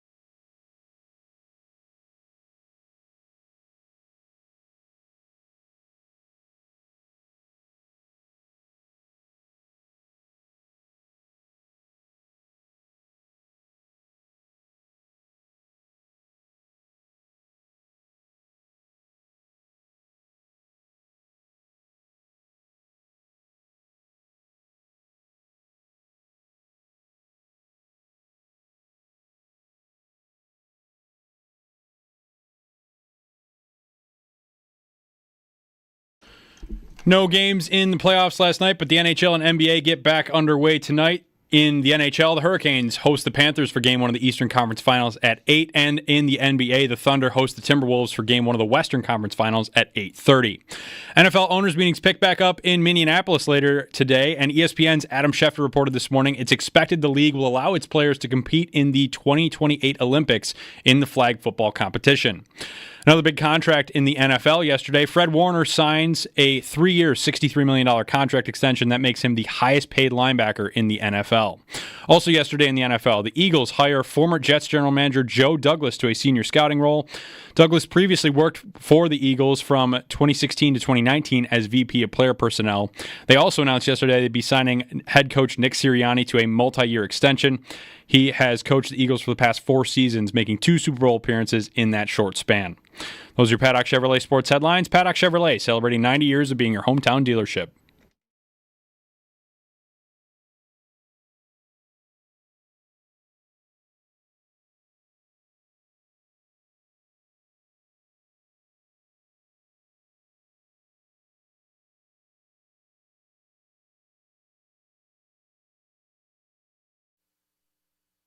Yeah, that really does seem like the way this is going. That seems like the momentum toward getting this thing done, getting NFL players to participate in the Olympics, playing flag football. I cannot believe these are real sentences that we are saying, but this is really where we are, and this is where the general feeling from the league is. And it's not something that is, I would say, a slam dunk as far as the memo showed us. Like, there are certainly things to discuss. For instance, as of right now, it would be 1 player per team, and then you could also designate an international player. Well, what if more than 1 player on your team warrant being on a certain team, whether it's our country or another one? That would be a question. What if a coach says to a player, hey, I know you're allowed to participate, but I really, really like for you not to? How do you deal with that then? So there are certainly some things to work out. Ian Rappaport, Tom Pelissero, and that is going to happen. Mike Garafolo. What's going to happen? A coach saying, I don't want you to go? There are going to be players and coaches that are going to argue over this. Okay. I think that is probably something that will happen, but it's not the same as some of these others. You know, the Four Nations was one of the best things we saw in a while, right? Like, everybody loved that. Why was that so great? Because hockey players grow up with the idea of playing for their country as a final boss moment. It's the same game. And you can wear your country's sweater. You've grown up watching them play at the Olympics. This will be the first time anybody from football ever goes to the Olympics, and it's not football. And, each team gets 1 guy. You can have 1 player represent you at the 2028 Olympics. I like, by the way, that Rappaport said, I can't believe we're saying these sentences, because I feel the same way, but here we are. And I'm not totally poo-pooing the whole thing. I think the interest from players will not be as high as many think it might be. You might have 3 guys from every team that want to do it. First off, aren't all interior linemen out of the picture? You're not blocking, really, in flag football. You're getting in the way. I mean, I'm not seeing my centers. I'm not seeing my tackles play flag football. I agree with that. I'm playing 7-on-7 or something like that, flag football, and it's just half the league is already out. A lot of the league is out. That's right. And I got 1 guy per team. Khalil Shakir and Josh Allen both want to go. I guess. Like, what do you do in that scenario? What do you do? And how likely is it that they want to? It's just not the same for me. You could try to replicate. Look how difficult it is just to replicate the Four Nations. How can we get professional athletes to care again for an exhibition? And while this would not be an exhibition, it would be the Olympics. It really feels like it's an exhibition for a gold medal. Here's a medal. Here's a gold medal. The U.S. has beaten insert country here for the flag football gold medal. Call me crazy. That does not feel the same. It is not the same.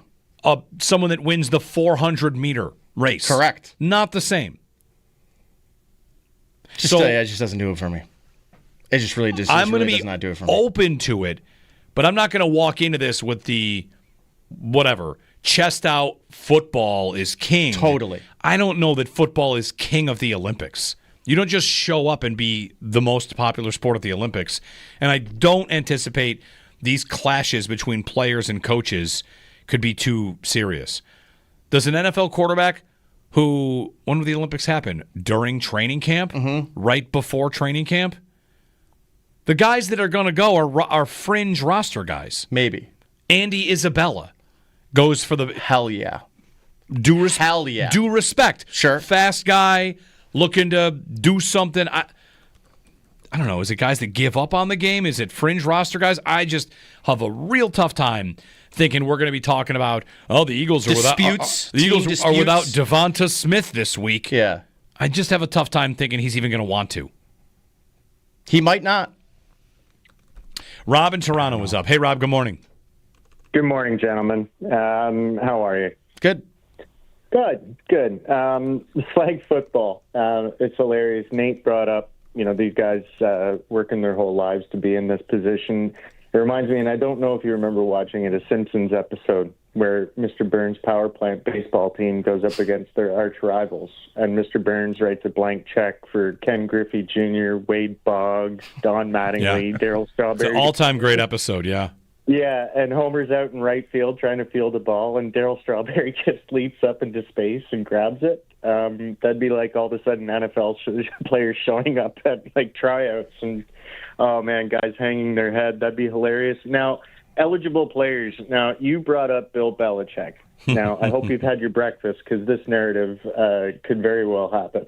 What if Belichick was the general manager and all of a sudden brings back the likes of maybe perhaps Brady, Gronk, Edelman out of retirement, and not go after one ring, but 5 rings, echoing the Olympic rings, just for one more bend-over moment before they go off into the sunset. Fortunately, I've had my breakfast, but I'll hang up and listen to you guys. Thanks, Rob. Brady on the next Wrexham episode. Welcome to Wrexham, where he's got a gold medal and all of the rings. Good. But that's part of this. Like, the gold medal for winning the flag football Olympics. I want to say that the people that are on that team now, they have a 12-person team I think they just named. The people on that team now have been doing it for years and working towards it and waiting for the Olympics to start, and their dream is to elevate the sport and win the gold medal. And now, here comes DK Metcalf's on the team. That's kind of the problem I have with it, but I'm reading about it. I don't think that everybody in the flag football world looks at it as a takeover, but some do. I think some definitely will, yeah. Mahomes and Tyreek Hill and Aaron Jones have all talked about the possibility and expressed interest. Aaron Jones, I would love it. Every other sport gets an opportunity to win a gold medal. And if you're not serving your country in the military, I think that's the other highest honor. He's saying playing for your country in the Olympics. July 14th to 30th, it will be before training camps. I mean, camp opens last week of July. Mm-hmm. This is 2 years, correct? This is in 2 years? 2028. 3 years. Would those players have an added benefit for playing an extra week or so before training camp? I mean, they're in shape. They're doing non-contact stuff. You're worried about ACLs. Yes. It's really and Achilles. It's really all you're worried about is ACLs. ACLs and Achilles. John in Amherst. Hey, John. Hey, how are you guys doing this morning? Good. Good. So I figured why not make it more of a spectacle and have both Manning brothers have Peyton GM and then Eli coach. They're doing the All-Star game anyway, so, Right. I'll just hang up. Yeah, thanks, John. I got someone to ask, what would you be more likely to watch, the Pro Bowl flag football game or the Olympics flag football game? And, again, it's 3 years away, so it's the kind of thing where, May 20th, 2025, this is how we feel about the idea of flag football in the Olympics. And 3 years from now, we might be saying, I'm excited for these games. I'm gonna take a look at it. The Four Nations. I'm trying to think of when the Four Nations tournament came out, what did we think? We thought, that might work, but come on. How invested will they get? It's a couple days in Montreal and Boston. You're going to get these players there, and maybe they'll invest. And then the game started, and we all just went like, whoa. Yeah, exactly. Everybody hated the Four Nations idea when it first came out. It was not it was not universally loved. Yeah. And then a game happened, and it was the best thing we've seen in a long time. But isn't it because the games were great? It was because the people cared. But the games were great because people cared. Sure. It was investment. It was, you're seeing the best players in the world absolutely selling out investing in an exhibition watching tournament. Hockey. Yes, that's right. And that to me is like, that's not what's happening here. Right, there's not a lot of watching of flag football. There is none of it. I mean, it's on like ESPN 8, the Ocho, at midnight. The Nuevos. And I get it. Again, it's a way, and listen, I'll say this. Flag football domestically has grown in popularity significantly over the last 5-10 years. People just don't want their kids going out and playing tackle football at 8 years old. So, like, I get it. It's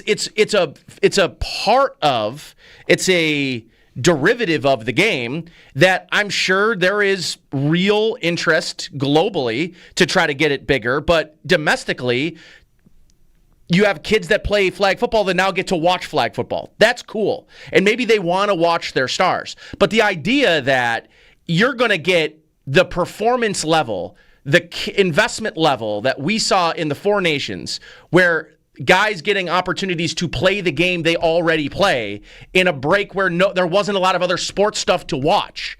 I get it. It'll also be July. It'll be people gearing up for training camp, and we're watching midsummer baseball. So I get it. There's not a lot on TV. But the Olympics are a draw regardless.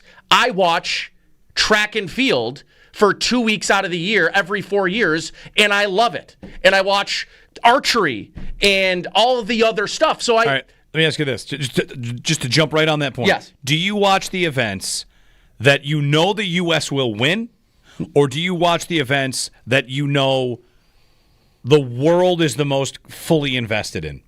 The latter. Because I don't need the USA to be great to watch. If you're watching sprinting, like everybody can sprint. Everyone's got a shot. Every country can be invested in that.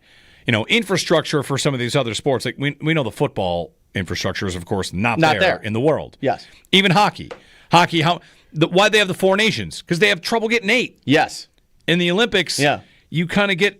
You get 4 teams that are basically the ones. There are about 6 teams, and it gets thinned out pretty quick. You get those...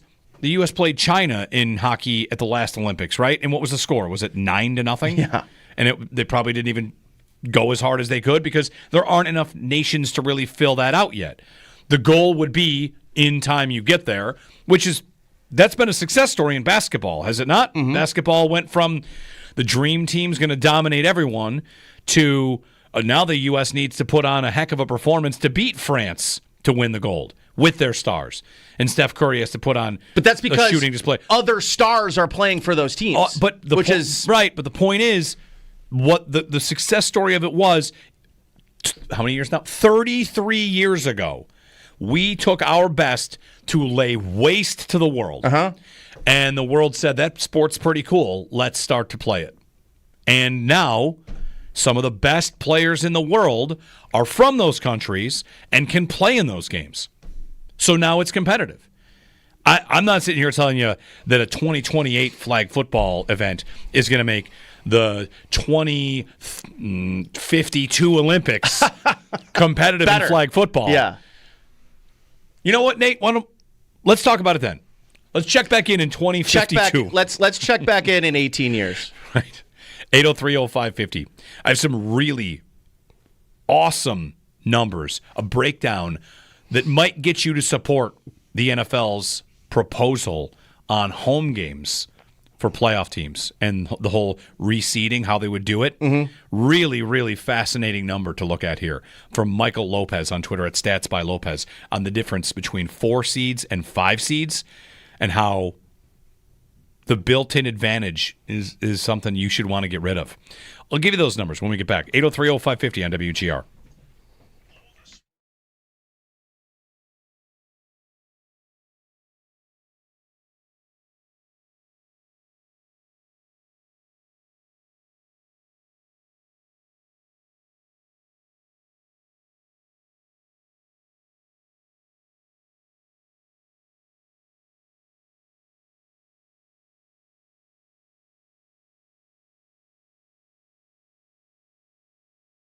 Olympics and flag football. Here's the thing on the flag football news. So Adam Schefter is reporting that it's going to pass, that NFL players will be allowed to go to the Olympics in 2028 and play flag football. You said, Nate, dumb. You probably do understand, but also like don't understand. Why are they doing this? Grow the game globally. I mean, they're going overseas all the time to play football. And now flag football would allow other countries to compete against the U.S. in football. Flag football's been, around the globe more globally than regular football probably is at this point. And the other part of it is television, right? Can you imagine? Here's a question I have about it, because we could just casually say Lamar, Josh, Tyreek Hill, does Ashton Ginty want to play flag football? Does guys that make people miss? You don't really need contact balance. You just need to be able to make guys miss more than anything. So, would you watch a game? Because it's about the networks, right? It's about the NFL players going and trying to win gold medals in flag football and television ratings. You watching? I would probably watch without them being in it. You'd watch the flag football matchup between the U.S. and someone. Sure. It's the Olympics. If it did not have Lamar. Yes. We'll just use Lamar as the play. Josh Allen. Josh Allen's in the game. How about now? I would be so upset.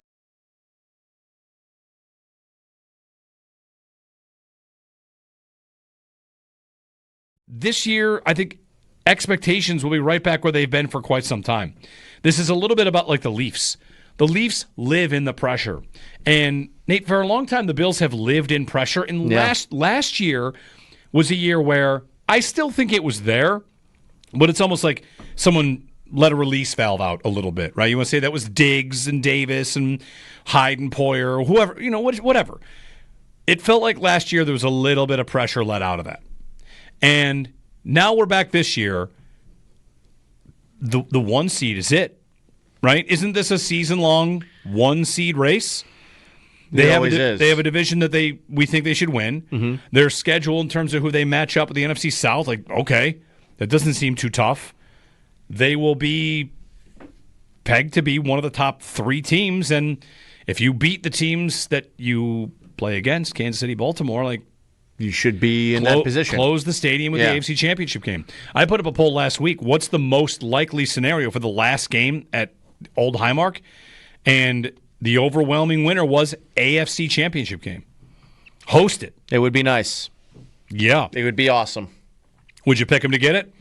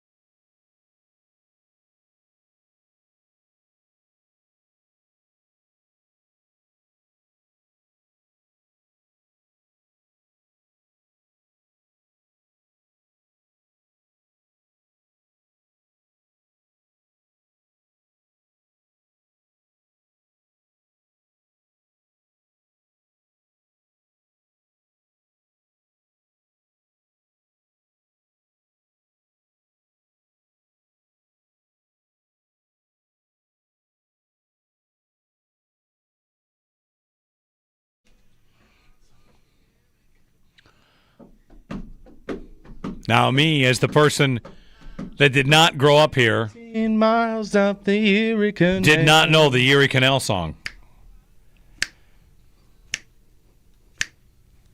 I think you're at the age cutoff. I think I meant the didn't grow up here cutoff. I know it goes through... Did you not? Were you not... What? I mean... The Erie Canal does not go through Auburn. No, it doesn't. But it's... You're in the Finger Lakes region. True. I did not know the Erie Canal song. What can I say? Not that the Finger Lakes are tributaries to the Erie Canal, but... The story about my hometown is that we were given a choice. We were given a choice between the state capitol, the Erie Canal, or the prison, and we took the prison. Big jobs. True. They built a great beer brand, though. They did. Yeah. They do have good beer. Yeah.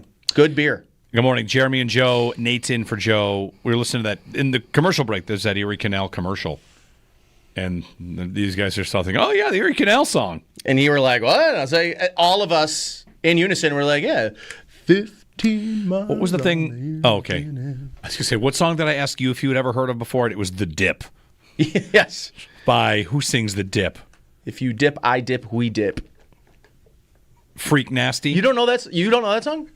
Put your hands up on your head. When I dip, you dip, we dip. Yeah. Oh, yeah. Yeah. That came up because of flag football, because of the quarterback dropping a dip. The squat shuffle. He drops all the way down to get the flags. For out is pad level low, in is flag level low. Yes. You get your flag level low, get the defender to reach down, then pop back up. Right back up. And he's off balance, and that's how you win gold at the flag That's football exactly Olympics. how you win gold. Everybody knows that. Everybody knows Yeah. that. 8030550. Been a flag football fan my whole life. Flag football, big conversation. It's funny, whenever there's a rule made in the NFL about hitting the quarterback or this or that, like, what is this, flag football? And today the story is the NFL's like, we want to go play flag football at the Olympics. One player per team. Looks like that proposal is going to pass. Jason in Buffalo before the break. Hey, Jason, good morning. Hey, morning, gentlemen. I was just thinking, flag football is kind of like the roller hockey of football. It's a little softer, easier to get into. I've played both. I've played semi-pro football. I played arena football. I played flag football. I played roller hockey. I played ice hockey. So it kind of makes sense. It's like an easier entry point. Sure. It's easier to get kids into it. You don't have to have all the gear, all the equipment. You're not getting rocked and hit in the head all the time. So it's kind of, I don't want to say softer, but just like a different, easier version of the game. And it'll have its own little thing. It won't be as popular, but it'll probably be pretty cool. I mean, Barry Sanders came from it. That's where he got all those skills with the hips. Thanks, Jason. You bring up a good point here about, as the league looks to grow the game globally of flag football by participating in it, or flag football looks to grow. What's the number one way to maybe get it to grow? And there's boys and girls, men's and women's flag football leagues.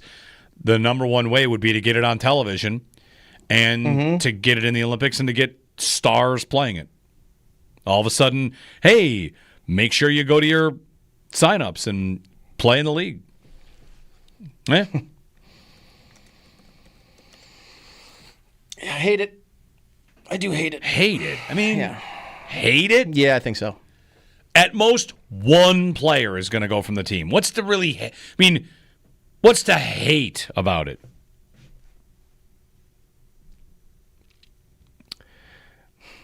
I don't know. You're just bitter. I am. No doubt about it. Why don't you go sing the Erie Canal song and cheer up? What I would like is I would like the NFL to stop taking over everything. It doesn't need everything. Like, maybe I'm bitter from the schedule reveal being kind of a dud and us having to spend 2 months talking about it. Because they just revealed all the Eagles games? Yes. and then during the draft, which I saw a great tweet, somebody called it the world's most popular job fair. And after the draft, or during the draft, doing a reveal of when they would do the reveal, it's too much. They're being too obvious about their desire for the world takeover. Yeah. I get it. It's awesome. The NFL is awesome. But like a break every once in a while wouldn't kill you. 8030550. We'll get one of those in right now. A break and come back. 8:30, we're going to talk a little Mitch Marner in Toronto. Mike DiStefano of TSN in Toronto about Marner, his future, what he might be looking for in his next team if, in fact, he does leave Toronto, which is likely. We started the show talking about Marner versus Mario Williams. What would be a bigger shock? And kind of drifting back to the days of Mario signing with the Bills, which was 13-plus years ago. Jeremy and Joe, Nate's in for Joe. Joe's on vacation this week. Give us a ring on the flag football idea, what it could mean, if you might like it, and players in the league that might be interested, because we've heard some say they will be, and the NFL expected to pass that resolution today to allow one player from each team to participate in the Olympics in 2028 for flag football. Jeremy and Joe on WGR.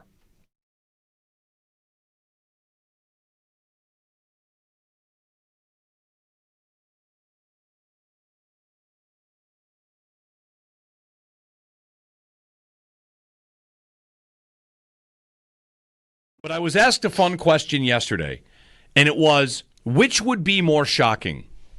The Bills signing Mario Williams or Mitch Marner signing with the Sabres? Which would be more shocking in the moment, Bills and Mario or Marner and the Sabres? And that, ready? Prepare your answer. If you were old enough to remember Mario signing, which would have been in 2012, 2011, it is the source of my Twitter profile picture that day. Me laying on the ground, head in my hands. What's going to happen? Could this possibly happen? The Mario stuff was one of the wrongest things I've ever said or been on about, because I said the Bills had a better chance to win the Super Bowl than sign Mario Williams. And they signed Mario Williams. Yeah. Turns out they should have won the Super Bowl instead. Which is more likely? Which would be the bigger shock? Marner for 14 to the Buffalo Sabres versus Mario Williams to the Bills. Trying not to let recency bias. What's the recency bias? That I don't know that a lot of people really remember how crazy it was. Vibey. I don't know, 3 days? Was it 2 or 3 days? It was like a week? It was 48, 72 hours. Yes. Yeah, he came to town. John Clayton reported he was just leveraging the Bills, and he was headed back to the airport at one point. Black and Blue was mentioned. Yes. There was some. He came in for a dinner. He also went to dinner with Robert Meacham. Yes. Don't forget that. The Bills were after the Saints wide receiver, Robert Meacham. What a name. Hey, listen. Classic drought name right there. Robert Meacham. Yeah. He could have been good. What a classic drought He's like name a field-stretching X kind of guy. He'd be on this team. Yeah. Anyway, we're not talking about receiver. We're talking about Mario. I'm going to put that poll up. What would be the bigger shock? Marner to the Sabres, Mario to the Bills.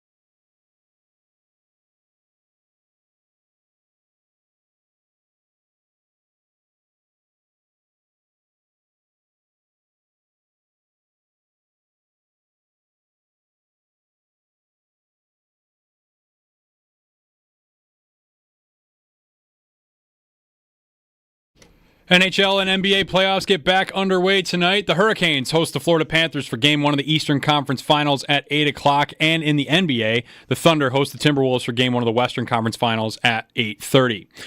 NFL owners' meetings pick back up in Minneapolis later today, and ESPN's Adam Schefter reported this morning that it's expected the league will allow its players to compete in the 2028 Olympics in the flag football competition. Another big contract in the NFL yesterday. After signing Brock Purdy to a 5-year, $256 million deal on Friday, the 49ers bring out the checkbook once again and sign linebacker Fred Warner to a 3-year, $63 million contract extension. The 28-year-old is guaranteed roughly $56 million in this deal and is now the highest-paid linebacker in the NFL. Also yesterday, the Philadelphia Eagles made a couple of front office moves. First, they hire former Jets general manager Joe Douglas to a senior scouting role. Douglas previously worked with the Eagles from 2016 to 2019 when he won a Super Bowl with the team as the VP of Player Personnel. The team also announced yesterday they would be signing head coach Nick Sirianni to a multi-year extension. Sirianni has coached the Eagles for the past 4 seasons, making 2 Super Bowl appearances in that short span, also winning last year's Super Bowl as well. That's your Paddock Chevrolet Sports Update. Paddock Chevrolet, celebrating 90 years of being your hometown dealership. I'm Josh Schmidt for WGR Sports Radio 550.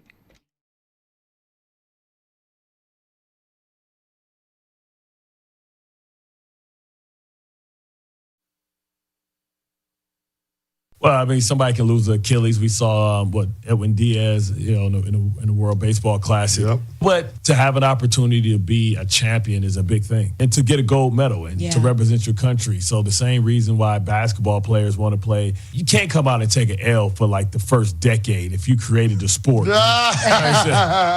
losing to Saudi Arabia or something like that in flag football. You know what I mean? You got to dominate, and for that you want to put out your best players. And stack up, chips and, the endorsement deals that come for that, for representing your country. I think it'd be enticing for a lot of young guys. Bart Scott on the flag football conversation. Some of you out there might think peak May sports talk is NFL players playing flag football. And you might not be wrong. But the NFL is expected to vote on that today and approve 1 player per team to go play flag football. He mentions young guys. College football players, can they go? They're kind of in the midst of their their summer camp. Okay. Probably not. I can't go play for my country? Might be tougher. You're right. It might be tough. The schedule is about a month, at least a month earlier. All right. Jeremy and Joe. Joe's on vacation this week. Nate's in. And we're talking a couple of different NFL rules proposals. The one, we also talked about Mitch Marner a good bit today in terms of the Sabres, and if that would be more shocking than when the Bills got Mario Williams, which, going back in time, here's how transformative Mario signing with the Bills was. Now, whenever it's nice in March, every Bills fan says, oh, yeah, it's kind of like when Mario was here, right? Mm-hmm. It's so nice out. I remember 13 years ago when the Bills signed a defensive end. Because it was nice during that stretch too. It was beautiful. It was unbelievable. It was 80s. It became kind of a talking point that this is a selling point. Yeah, Buffalo is. It's beautiful this time of year. I think it's nice. Yes. So that's out there. You can join us on that if you want. And on the flag football conversation, that rule looks like it will be passed later this segment. We'll get some calls in on the flag football stuff. I'd like to hear from anybody that wants it. I mean, Nate's over here being a hater. Yes, which is fine. I'm open to it. I wonder how many guys will want to go, how big of a deal this will be in 3 years, especially if it's 1 player per team. So there's a lot to kind of chew on about it. But if you love the idea, I would love to hear from more people like that, because it seems like the NFL is going to be made fun of to a certain degree today. Yes. But they want to grow the game, maybe help flag football. I don't know. The caller earlier who made the point about how it's an easier entry point, like roller hockey, than ice hockey, and how, people play in flag football leagues, bar league football. There's definitely a point to be made about when you're a kid, you grow up playing in the backyard, playing catch, and not everybody is into, blocking sleds and 11-on-11 and live goal line, and people just want to play catch and play flag football. I played on an intramural flag football team in college. Why'd me and my friends do it? Same reason all you did. Because it's fun. Football's a fun game. It's not exactly the kind of game you can play pickup, right? You don't play pickup football. You go and play two-hand touch, or you play flag football in the park. And for that kind of to get to the Olympic level, now with NFL players as a part of it, is a statement for the game of football that's, not NFL football. So there's something to be said for that. Scotty in Toronto is up next as we get back to phone calls. 803-0550 to line up behind Scotty here on WGR. Hey, Scotty, good morning. Hey, good morning, guys. Scotty up in Toronto, 416 Bills Mafia representative. Go Bills, go. All right, look, originally I called to say this is not a good idea, but I'm going to jump ship on that idea, and I'm going to say, look, if this is going to swing, then there has to be an understanding that what if a player gets injured? What if? Okay, because this is a different game. There's going to be a lot of different movements. There's pads that affect the major game. But if we're going to make this work, then there has to be some kind of money that kicks back to the team and doesn't come off the cap. Look, I understand playing for your country. You want to win that gold medal. You want to have that pride, and I respect that. But I also have to look at it from a business point of view, saying, what if one of my players gets injured? What kind of compensation am I going to get? Am I going to have that money come off the cap so I can go find another player? B, is there even another player out there? I like the idea. I think it'll be fun because I'd like to see a couple of the old CFL guys, CFLers, go up against the NFLers and then pull in the German league. So I'd like to know your thoughts on that. And then second, quickly, how's this, guys? Darlene, Tage Thompson, 2 draft picks, first round, and you can have Matthews. Have a great day. Love listening. Have a good one, boys. Thanks, Scotty. No deal for Matthews with that. The point about playing for your country, like Bart Scott laid it out right there. Playing for your country is a dream. I guess for everybody out there that competes in a sport, the Olympics are a moving target as well. Some sports go in, some sports come out. The 2028 Olympics, is wrestling out? Like the sport of wrestling, right? I think because some go in and some come out. Lacrosse just went in. Lacrosse is going in. Yes. Lacrosse is going in. I'll pull this up, the 2020 games. So flag football goes in. Baseball and softball goes in. Lacrosse goes in. Squash is going in. Squash? Yeah. So sports go in and out. And I guess the thing I would wonder is you've got whatever maybe you're a runner. If you're a runner, you might always dream of going to the Olympics because you always watch the Olympics and running is there. Whether that's the marathon or relay or high jump, long jump, track and field events are just kind of there. If you're someone that grew up skateboarding, that's not something that made it to the Olympics. Like, all these X Games events, like the X Games were created, and then a lot of those events made their way to, like the Winter Olympics, right? First they're the X Games, and then they go on an Olympic level. So skateboarding, sport climbing, and surfing were optional events in 2020. They've been promoted to the Summer Olympics core event program. I was reading about the process. The modern pentathlon is expected to feature an updated format replacing show jumping. Remember the dance one? What would you say? Dancing? Are you talking about breakdancing? Breakdancing. Is that ray gone? gun? That made it to the Olympics. It did. Did people that breakdanced their whole lives dream of the Olympics? Or did they? Probably Hey, not. look at us. We made it. Yeah. They're going to give us medals. I'm not in any way trying to diminish anybody that's working at these sports and trying to be the best. What I'm getting at is I want to say I find it a little bit tough to believe an NFL player would be like, yeah, I've always dreamt of winning gold for my country. Yeah. Not in this sport. No. Never in this sport. You would have dreamt about it maybe in something else. I will say, not to overstate my run in USA hockey, but I was definitely the most motivated in my career that I ever was when I was at USA hockey selection camps for because I wanted to wear that jersey. Yeah. It's the coolest thing you could ever imagine. But I don't know if it would hit the same if I had watched and grown up and grinded for a sport that never had that representation.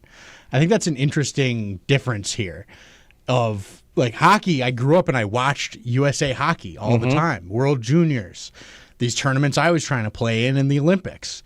And do the guys care at all about it? Because like it's purely you're playing for your country. It's not I watched this and I've always set this goal. It's such a different mindset, I think.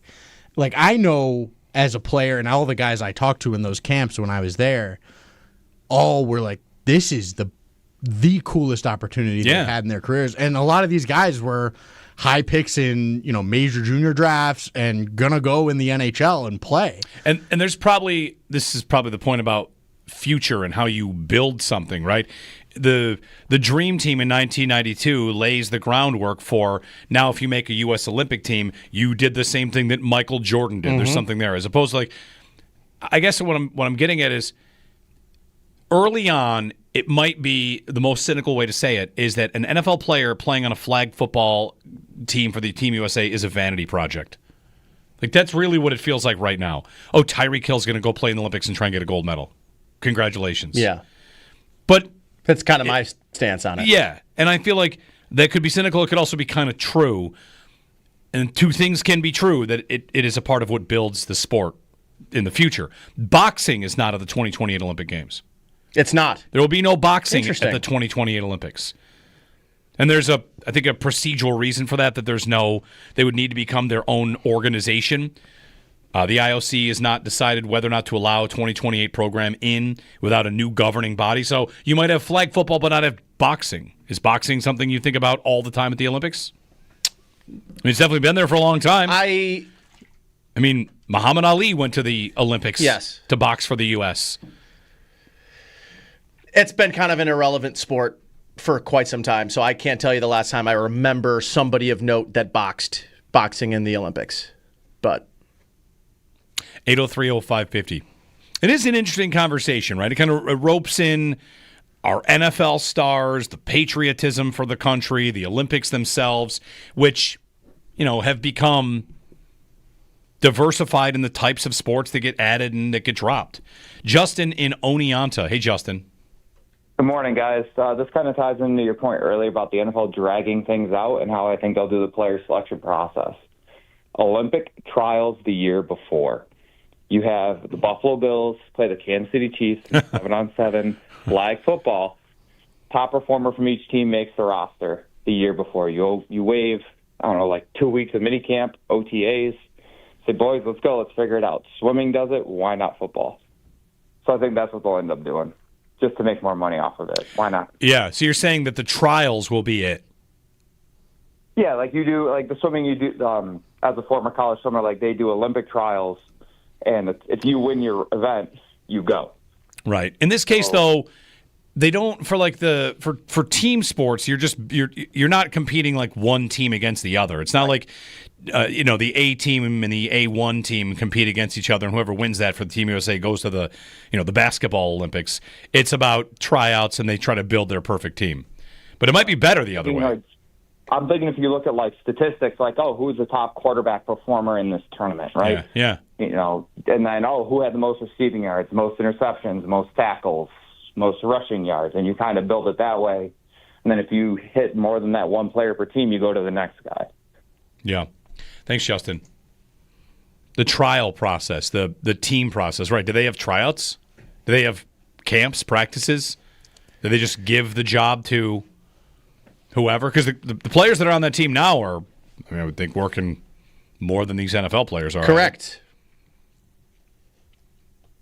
I don't know what to do with it. What are we supposed to do with it? I got to get you these numbers on the 4 versus the 5 seed. I'll do that. Yes, you do. I promise I'll do it this segment on the NFL's other proposal about the seeding in the playoffs. John in Wisconsin. Hey, John. Hi, good morning. This is connected to something Nate said earlier about youth flag football and the injury concerns, but it's also, I think, a way to grow the sport with girls and women. Is there going to be a women's division in the Olympics? I know that the Bills are sponsoring an intercollegiate women's league in the area, and so I assume this is also a path forward for women and girls in the sport. Yes, both men's and women's at the 2028 Olympic Games. And thanks, John. That's kind of the point I was getting to about, and the previous caller about roller hockey, like the entry point. This is the game of football, I guess, would the NFL want to kind of adopt this mindset? The game of football can be played in a lot of different ways. The structurally, it's the same. This version is not going to be a padded version where we're battling in the trenches and dressing an extra offensive lineman and having Gene Steratore review every play. In this version, actually, Steratore will probably do the flag football reviews too. In this version, there's not hitting. There's flags. It's 7-on-7. And in this version, women play, the women's league. I see stuff at the Bills website all the time about, pushing this as a better entry point for the game of football to be played by more people. And to me, there's always going to be value in that. So does the NFL just basically see this as an opportunity to, if we grow that, it will inherently grow us more? We don't have to send important players. It doesn't have to be the biggest stars in the league. Could Tyler Huntley be their quarterback? Could it be Dylan Gabriel I'm just picking out random backups around the league. Shedeur Sanders. Whoever it might be. You might want the most athletic guy that can make guys miss. Is Anthony Richardson a candidate for this? Is Josh Allen, whoever you want. If we send guys that would bring eyeballs to it, the attention will just, I guess, organically over time help our own league. Not like the NFL needs it. This is to your point. Right. What more help? What more do you need? Games on Tuesdays and Wednesdays and Thursdays. My issue with it is, though, again, it's taking opportunities away from people that have spent the last 2 years knowing this was going to be a thing, that flag football was going to be in the Olympics. Yeah. They've spent years. Yeah, but at the same time, I hear that, but the Olympics is supposed to be the best that can do it can go. And the only thing holding the NFL players back is their employer saying, yes, it's okay. So you want to say the players that have been there putting the work in deserve to go? Well, if you are an Olympic sprinter and all of a sudden someone that's also an American and also a sprinter gets greenlit to compete in the games, you have to beat that person. That is supposed to be the nature of the game. But it's also, I would disagree. It's sort of like if there was, I don't think there's any equivalent to what's happening, where pro sports is taking over a amateur event. But it's not really amateur competition anymore. Didn't that already go out the window? Hasn't that gone out the window quite a bit? The idea that the Olympics are all made of amateurs? No. I'm not talking about the Olympics in general. I'm talking about the flag football as a sport. It's an amateur sport. There's even if I don't know. I guess if you want to say pro, if there's if I'm not counting the pro flag football league. I'm not sure if there is sure. one. I mean, this is part of it. We're all learning about it as we go. I just think it's like a pro sport, pro athletes taking over a game that has largely been an amateur sport. But again, if it's right, because there's the idea that this isn't four nations. It's not golf where I saw a tweet like Scotty Scheffler didn't think it really mattered for him to get a gold medal. He didn't grow up thinking he was going to represent his country. No, but it's still golf. He's playing other pro golfers who also compete across the world in that game. It's the same game universally. This is the first time the Olympics will feature a game that is having athletes from a different sport integrate and take over from people that have been playing that sport. There is no precedent for this. I wouldn't say that. I mean, again, why would you be ineligible? Let's get to Herschel Walker on the bobsled team, which is a thing that did happen. Should he have not been allowed to play? Should he have not been allowed to be on that team because someone else who worked bobsled was? No, because if he is going into there and he's the best person to do it, it's a different sport. I'm talking about I think I would say the only close example of this is Olympic 3-on-3 basketball. Okay, which is coming, right? It has already been. We already had that. That's already right. had it. It was very weird. Do you know who played on the 3-on-3 team? Jimmer Fredette? Right. Not LeBron James. Was it because he's busy? I mean, they played in the Olympics for the full team. Mm-hmm. Right. But But Jalen Brunson, that did not make the meet, he didn't go play at the 3-on-3 tournament. But if he wanted to, could he have? I guess he could have. Yeah, I mean, I guess it gets to the Olympics. That's the closest equivalent I could find. The nature of what the Olympics are supposed to be. I think for a lot of our sports, we like it just to be a meritocracy. Are you the best? If you're the best, you're the best. End of story. And in years where hockey is the best, I think, sport to talk about this with, because we've seen amateurs go. We've seen, not amateurs, we've seen non-NHL player Olympics. We've seen NHL Olympics. And again, there aren't that many countries that can really field a competitive roster when you go with the NHL rostered players. Part of me does feel for the players that have done it, but, Nate, here's the hypothetical. I've been playing flag football for 10 years, and I'm so close to making the Olympic team, and someone just beat me out for my spot. Am I only allowed to say it's unfair if that player is also in the NFL? If that guy just works downtown doing anything, but is faster than me and can catch better than me, I lost my job to someone better than me. It's not okay if that guy has a job in football, but it is okay if he plays baseball? What if, pick anybody you want. Pick Russell Westbrook wants to play for the Olympic flag football team, and he makes it. Is that okay? Because he's not a professional football player? I don't know. I don't either. I don't think I have the answers to that, but it'll be interesting how all this continues on and what the next stages of this will be. I think it's just my frustration with how the league feels they just have to take everything over. Well, they're not taking it over. It's one player per team. Right. Which might be a full team of players. Mm-hmm. We'll get a break in. 803-0550, Mike D. Snifano, TSN on Mitch Marner and your calls when we return here on WGR.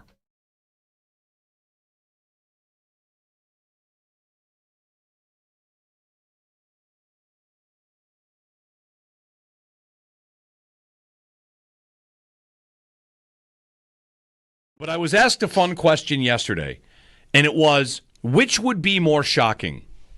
The Bills signing Mario Williams or Mitch Marner signing with the Sabres? Which would be more shocking in the moment, Bills and Mario or Marner and the Sabres? And that, ready? Prepare your answer. If you were old enough to remember Mario signing, which would have been in 2012, 2011, it is the source of my Twitter profile picture that day. Me laying on the ground, head in my hands. What's going to happen? Could this possibly happen? The Mario stuff was one of the wrongest things I've ever said or been on about, because I said the Bills had a better chance to win the Super Bowl than sign Mario Williams. And they signed Mario Williams. Yeah. Turns out they should have won the Super Bowl instead. Which is more likely? Which would be the bigger shock? Marner for 14 to the Buffalo Sabres versus Mario Williams to the Bills. Trying not to let recency bias. What's the recency bias? That I don't know that a lot of people really remember how crazy it was. Vibey. I don't know, 3 days? Was it 2 or 3 days? It was like a week? It was 48, 72 hours. Yes. Yeah, he came to town. John Clayton reported he was just leveraging the Bills, and he was headed back to the airport at one point. Black and Blue was mentioned. Yes. There was some. He came in for a dinner. He also went to dinner with Robert Meacham. Yes. Don't forget that. The Bills were after the Saints wide receiver, Robert Meacham. What a name. Hey, listen. Classic drought name right there. Robert Meacham. Yeah. He could have been good. What a classic drought He's like name a field-stretching X kind of guy to be on this team. Yeah. Anyway, we're not talking about receiver. We're not. talking about Mario. I'm going to put that poll up. What would be the bigger shock? Marner to the Sabres, Mario to the Bills.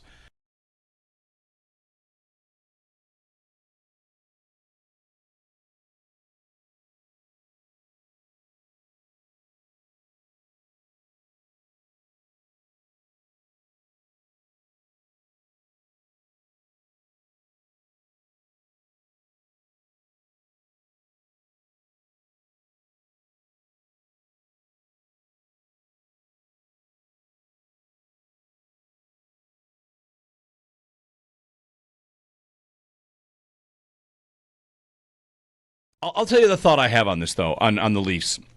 Because some of the reporting up there you've got your quotes from the players that lose that game in Game 7, and whatever. Austin Matthews says there's too many passengers. Sometimes I think that might be what a guy says in that spot. The thing I think about is David Alter tweeted that fans were booing every time Mitch Marner touched the puck. And an Austin Matthews jersey was thrown on the ice in the middle of play. Marchand had a devastating comment. Brad Marchand's comment about the Leafs, talking about how their team is basically forced to live with unbelievable pressure all the time. And they're not even big games because he's won the Stanley Cup. You know, when you've won the Stanley Cup, this is not a big game. And just the immense pressure that is constantly on top of the Toronto Maple Leafs. He talked about that. And the thing I wonder about it, Nate, is will we ever get like that about the Bills? Will we ever go that far on pressure on them? Or, because we might even be there on the Sabres, where your team is your love, but also your enemy. Yeah. Because life is wonderful, but also limited, and you want something better. That's the thought I had. Will we ever get like that on the Bills? Because what's the biggest difference between the Leafs and the Bills? The Bills don't fail to show up in the playoffs, but they do hit their head, right? They do find a ceiling. And I don't think anybody gets there on Allen, and probably shouldn't. But past that... But isn't because of Allen why the pressure exists? Yeah. In the first place? Yeah. Like, if you have Brock Purdy, I'm not sure the same pressure exists. He's expensive now, so... He's now very expensive. Yeah. But he's not like... No one's going to look back in the history of the league and say, well, that guy never got one. Right. They'll look back and say that about Josh. Josh Allen will be in a very small group of elite players at the position that never won one. Hopefully he gets to one, because Yes. Purdy has been to one.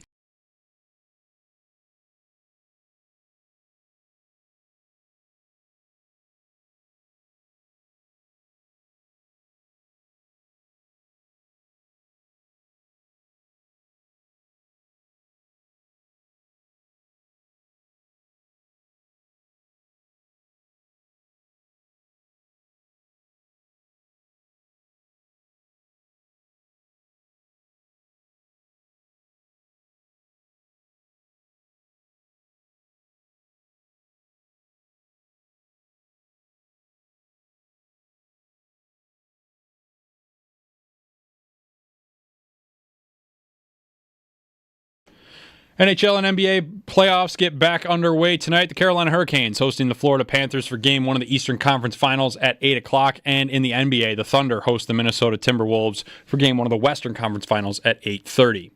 NFL owners' meetings pick back up in Minneapolis later today, and will continue later this week, voting on some different rule changes around the NFL, including a potential tush-push ban. But ESPN's Adam Schefter reported this morning that it's expected the league will allow its players to compete in the 2028 Olympics for the flag football competition. The official vote for that should take place later today, according to Schefter. Another big contract in the NFL yesterday. Fred Warner signs a 3-year, $63 million contract extension with the 49ers. The 28-year-old is guaranteed roughly $56 million in the deal and is now the highest paid linebacker in the NFL.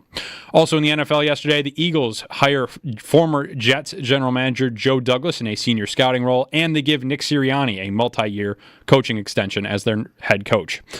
Those are your Paddock Chevrolet sports headlines. Paddock Chevrolet, celebrating 90 years of being your hometown dealership.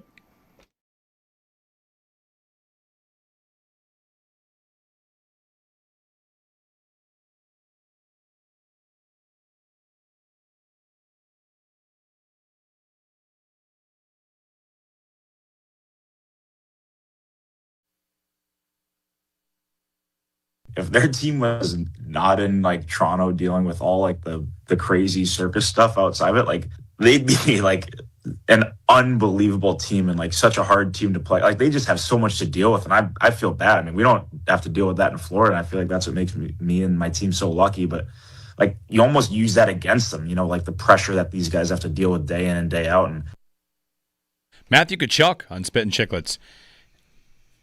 That's one of those whispered things that is, I think, kind of apparent in the NHL right now.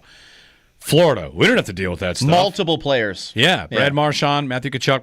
Joining us on the Western Hotline, Mike DiStefano of TSN and the Locked On Leafs podcast. Mike, good morning. It's Jeremy and Nate. Happy Tuesday. How are you today? Hey guys, how's it going? Today's a little better than yesterday, I guess. It was a little tough coming off that Game 7 loss, but slept on it. Feeling a little better today. Yeah, I'm sure this is year whatever of the Leafs are going to break it up, and there are some decisions that will be coming. Do you think, more of an appetite to make some sort of drastic change? And will that drastic change just happen naturally? Because a couple of these guys, Mitch Marner specifically, and we'll talk about him, is a UFA, and you would have to choose to bring him back, so choosing to move on could be somewhat easier. Yeah, I do believe. I mean, the last, 3-4 years we've been talking about, this team couldn't possibly run it back again, and they do time and time again. But, over the course of the last few years, their hands have kind of been tied with a bunch of guys who were saddled with, large contracts with no movement clauses, no trade clauses. And let's be honest, it's just not easy, and it's, not fun to have to trade out really good players.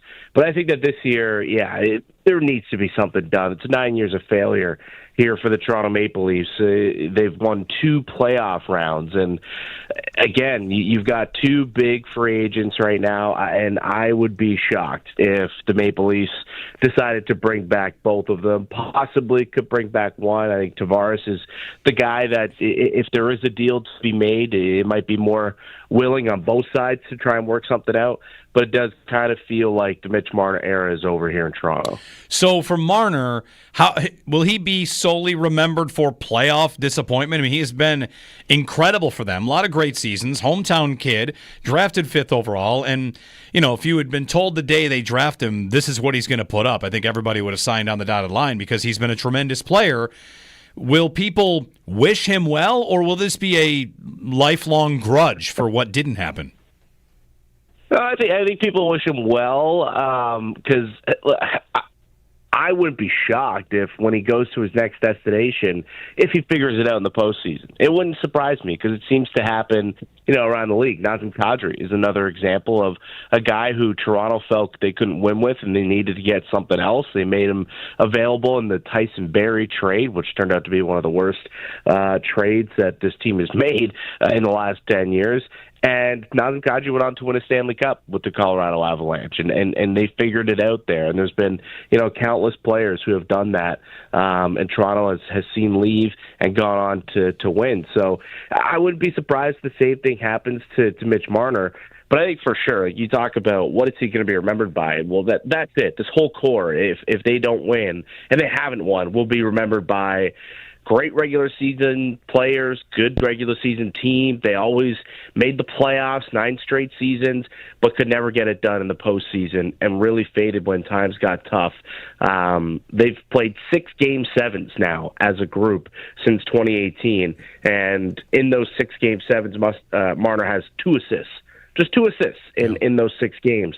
For a guy who's supposed to be one of the best players in the NHL, it's simply just not good enough. And it's difficult, to really grasp the fact that Toronto's going to let a 100-point Selke candidate just walk for nothing.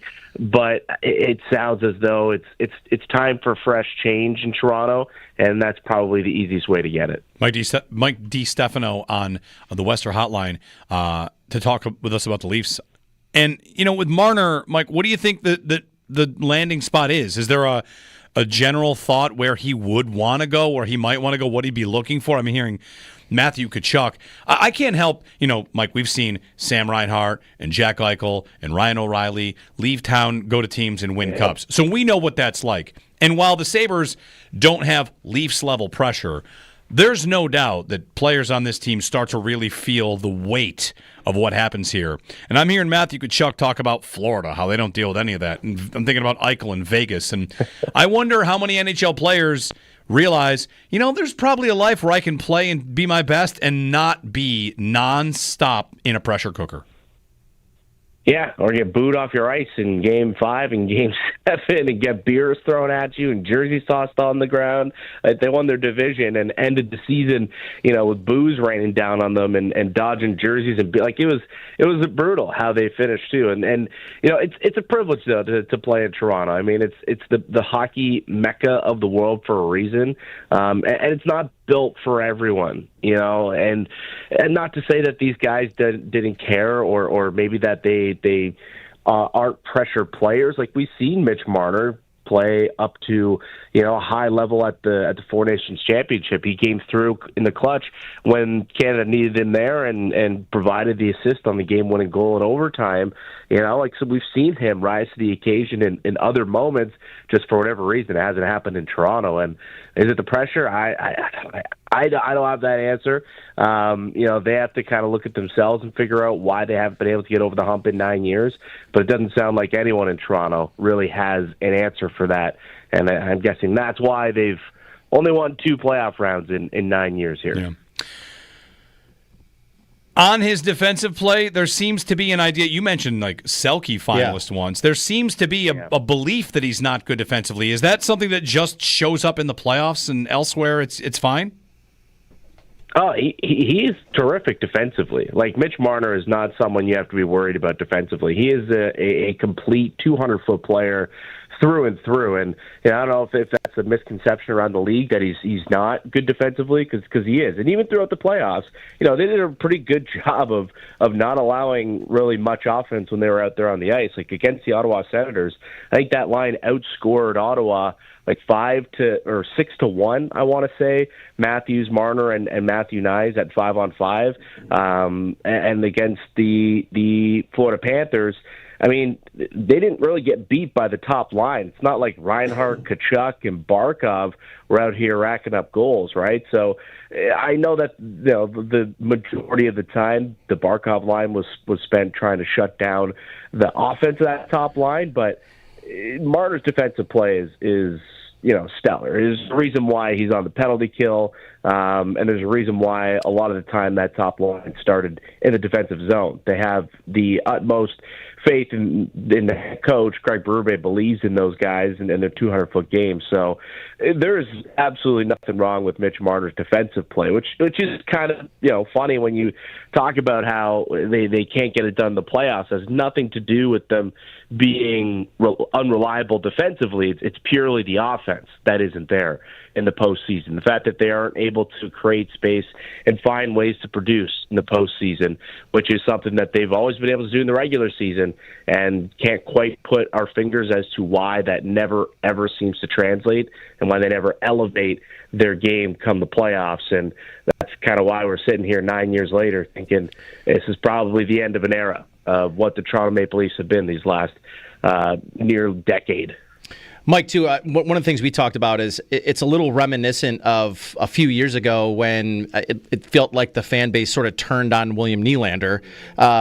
He gets his extension, and I think that's largely been in the past, and now like the ire is on Mitch Marner, and ultimately, if Marner does leave and goes somewhere else, like I think replacing 100 points. We're talking about, could the Sabres add 100 points and what that could do? I mean, Sabres haven't had a 100-point player since 1993.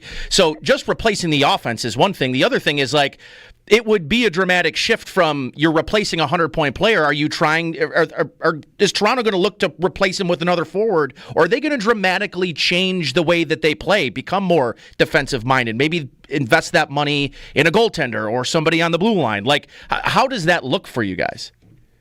Yeah, it's interesting. It's going to be a fascinating offseason for Brad Treliving.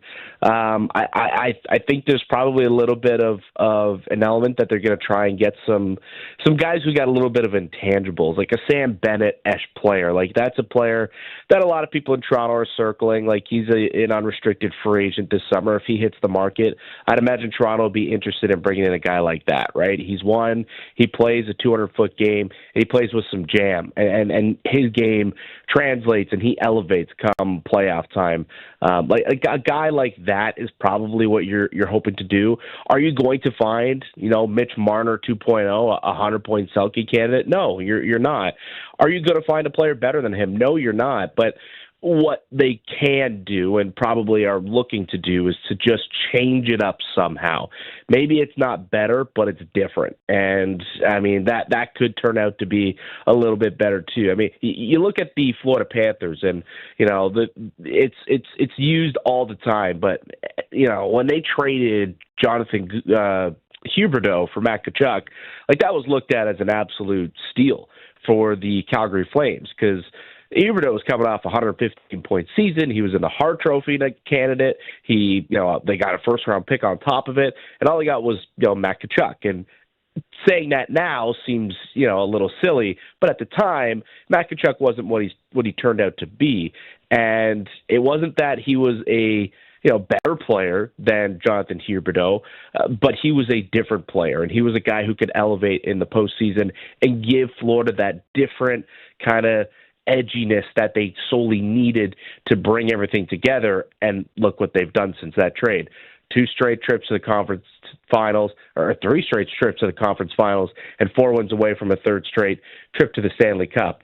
So, that's the type of move that they're looking to make. I don't know if there's a trade that's out there that they could possibly do. They will have an abundance of cap space if they let Mitch Marner walk and John Tavares walk. They'll have nearly, $30 million almost cap space to try and make a trade or try and be aggressive in free agency. But you're not going to replace Mitch Marner with one guy in terms of points. It's going to have to be a collective thing, going to have some guys come from within, try and build up some secondary offense. But ultimately, I think you're just looking for change, something different, someone who can provide a different element to the game that has been lacking with this team. Mike Stefano of TSN 1050 and the Locked On Leafs podcast as well. Thanks, Mike. Absolutely, guys. Thank you. Marner. He's got 73 points in 82 career playoff games. You thought it would be like less? I'm sorry, 62 points in 70 games, like the 82 game average. So 62 points in 70 games. This postseason, he had a point a game. Mm-hmm. I've got some trivia on that for you later. Up next, the follow-up, maybe you saw John Oliver offered to take over a minor league baseball team's branding and everything. They have chosen the team, and baseball has to decide if they will let it go forward and approve it. We've got a couple teams that submitted. Please pick us. We'll tell you who it is. It's not that far away.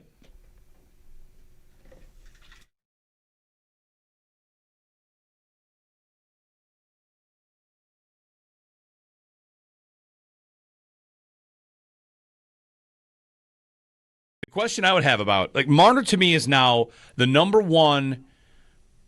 What is he supposed to do? Jeremy White here for Riverfront Auto Sales, 1370. Continue to be their scapegoat? Hey, do you want to, Mitch, you want to stay? We'll give you $12 million a year for everyone to hate you. Or so it's almost not even, it's not a choice. Do you want to go somewhere else and make money and try and get a fresh start? I mean, he is a Canada kid playing for the Toronto Maple Leafs, which so many guys dream of, like Tavares. He probably hates it. Right, Tavares, I don't know if he hates it. I just know that it'd be one of those things. He's from Markham. He's from Toronto. Yeah. Like, Tavares went back there because it was the dream. And I'm thinking about Chris Drury's. The dream was to play for the Rangers. Mm-hmm. Imagine you yourself. Like, all right, everybody, ready? Close your eyes. You are a professional athlete. You get to play for the favorite team you grew up loving. Whether that's, Patrick Kane playing for the Sabres, which of course never happened. You have a chance to play for the team you grew up loving. You want to? Careful, right? Be careful. Maybe you don't want to. Because maybe what happens along the way is it doesn't go well enough and everybody hates you and is mad at you. Here's Mitch Marner at 28 years old. Another great season for him. And the playoffs, they're more mad about Game 5 because he had a turnover and didn't back check on one play. And their production is terrible, but careful what you wish for. So they might want him back. You might say no thanks, or vice versa. Could the Sabres get him? It seems ridiculous. It does seem ridiculous. It seems ridiculous. Should I entertain the idea? Anybody out there? 803-0550. Should we entertain it as serious? The Sabres would pay the highest paid player on their roster would become Mitch Marner, and they'd add him to a team that does not feel like it has scoring problems. If I could borrow from Brandon Beane and apply that to Kevin Adams, is he going to say, I don't feel like offense is why we lost, and then not want to add a piece like that? Because they score goals. They do score goals. Yeah. They might not think they need a guy like Mitch Marner.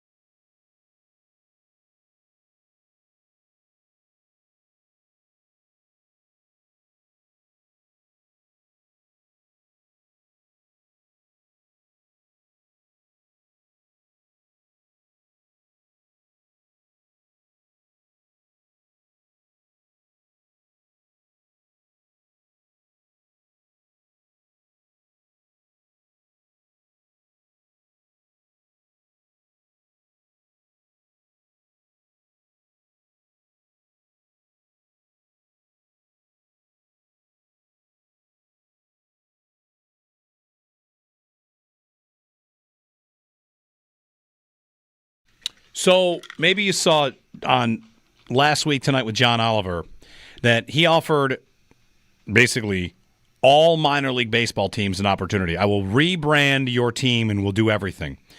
He said, special offer, willing to use all of our resources and stupidity to give one minor league baseball team a total rebrand. 47 minor league teams submitted themselves for consideration. Out of those 47, the winner was chosen. Major League Baseball now has to approve this. But among those that asked, please take over our team, the Lake County Captains, the Amarillo Sod Poodles, the Quad Cities River Bandits. Sod Poodles. Yes. But the winner is the Erie Seawolves. Oh, wow. So the Erie Seawolves have been chosen. And they listed, you had to make a pitch why you should be picked. And one of their pitches was... Our name doesn't make sense. Yes, we're not near the sea. Our team name makes no sense. Why are we the Seawolves? So now John Oliver and his team at last week tonight will make over the Erie Seawolves' entire organization brand, everything, with the approval of Major League Baseball. They just have to do a new mascot, So everything. Okay, so even new logo, new team name. Everything. Totally redone by John Oliver and the team at Last Week Tonight. Well, okay. Major League Baseball is the final call on approval of a new or temporary mascot. Process involves conversations regarding intellectual property, among other things. But the Seawolves will be able to pursue the idea further. Are they AA? They have a call today. I think they're not AAA. I think they're AAA. Are they AAA? I think. Well, they have a call scheduled for today to have a branding conversations, and after the parties have worked out licensing and legal details, that's when the Seawolves would get involved. So they are the AA affiliate of the Detroit Tigers. Okay, there you go. AA, Erie Seawolves. Seawolves. Mm-hmm. I'll be interested to see what the rebrand looks like. Oh, yeah. Major League Baseball has to allow this, right? Maybe. Must. The thing about it that's going to be odd is that minor league baseball has already gone pretty far with this kind of stuff. Yes, they have. They rebrand their team names like the office chair wheels for a week. And they do have toaster fun. strudels and they do generally have fun. Trash pandas and right? Like for anyone that's driven to Nashville, you'll pass by the Florence Yalls. The Yalls. The Yalls. Yep. And their mascot is literally a water tower that is painted with red and white stripes. Okay. It's a water tower. Rocket City Trash Pandas. The Binghamton Rumble Ponies. There's a lot of these that are already pretty far out there. Yeah. And they're going to go even further. The Carolina Disco Turkeys. They're an amateur baseball team. Do you want to see the logo for I do. The Disco Turkeys? Yes, I do. I know you woke up this morning thinking, I wonder if I'll see a logo for a team named the Disco Turkeys.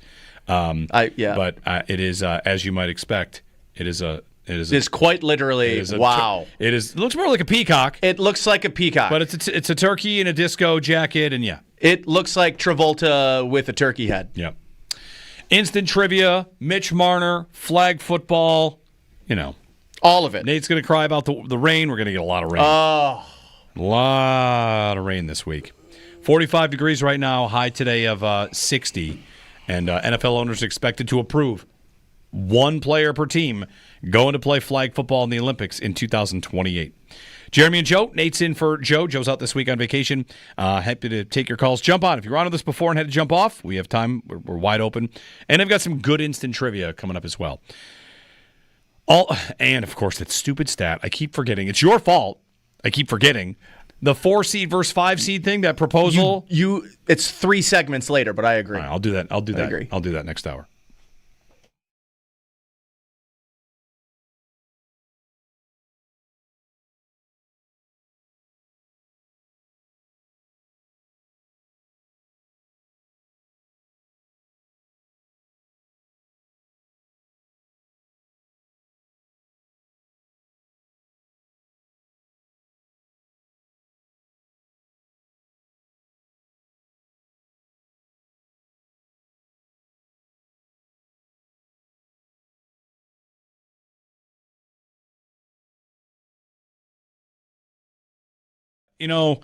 I'm sure this is year whatever of the Leafs are going to break it up, and there are some decisions that will be coming.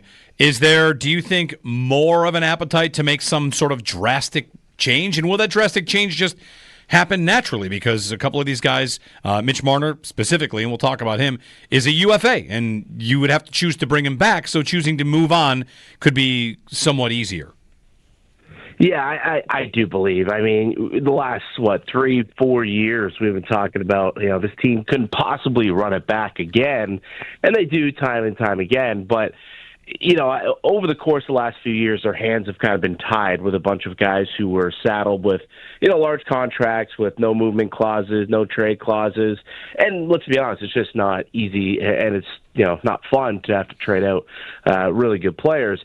But I think that this year, there needs to be something done. It's 9 years of failure here for the Toronto Maple Leafs. They've won 2 playoff rounds. And, again, you've got 2 big free agents right now, and I would be shocked if the Maple Leafs decided to bring back both of them, possibly could bring back one. I think Tavares is the guy that, if there is a deal to be made, it might be more willing on both sides to try and work something out.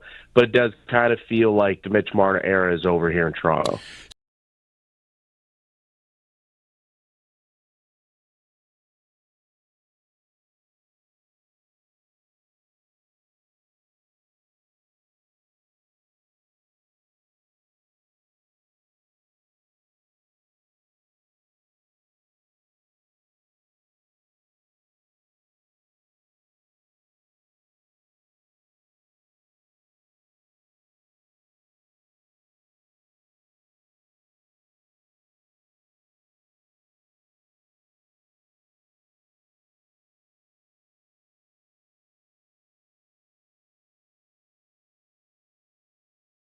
the playoff seeding conversation, it's the Lions' proposal. And an interesting note in here about the Lions' proposal. Lions team president Rod Wood said that they suggested this rework of the seeding in the playoffs at the behest of the league. The league wants it. And they got the Lions to be the team that yes, please propose this. Ponied it for them. Please put this in. So at ProFootballTalk.com from Mike Florio says that they might not have the votes. The commissioner didn't take the L in March when they were going to vote on this because they pushed it. And he goes so far as to suggest, Florio does, he makes this very much like House of Cards political, that Goodell would be working deals, side deals. I don't know what he gives to these teams I don't know in these deals. More primetime games. Who knows? But the proposal, revised to make it read more cleanly, would take the 7 playoff participants, division winners, and 3 wild cards, and seed them on record, period. That's it. Your record is your seed. He writes, by not putting the issue to a vote in March, the commissioner did not take the L. Since then, he's had time to twist arms and or do deals in an effort to get to 24 votes. Under the current system, division winners often lock into a specific seed with a week or two left in the year. With no fear of losing their spot on the playoff tree, they rest starters in week 17 or week 18. He writes, it's all about ensuring as many games as possible are interesting and compelling, so the various and ever-expanding standalone windows that include games worth watching. I guess I really wouldn't understand why divisions exist. Yes. So you'd still, by winning your division, clinch a playoff spot. Yep, I get it. But no longer would you clinch a top 4 spot, a playoff game, right? Yeah.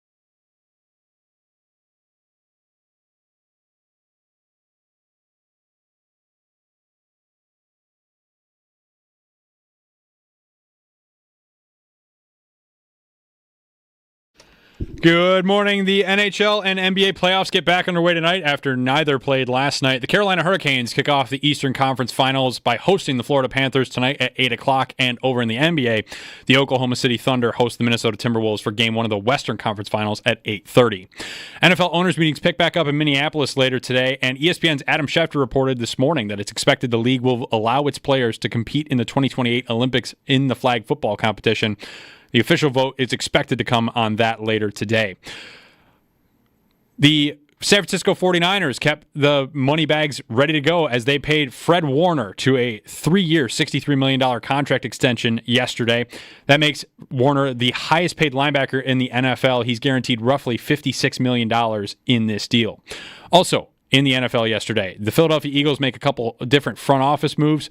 First, the team hired former Jets GM Joe Douglas to a senior scouting role. Douglas previously worked with the Eagles from 2016 to 2019 as the VP of player personnel. The team also announced yesterday they'd be signing head coach Nick Sirianni to a multi-year extension. Sirianni has coached the Eagles for the past 4 seasons, making 2 Super Bowl appearances, winning this past Super Bowl as well. That's your Paddock Chevrolet Sports Update. Paddock Chevrolet celebrating 90 years of being your hometown dealership. I'm Josh Schmidt for WGR Sports Radio 550.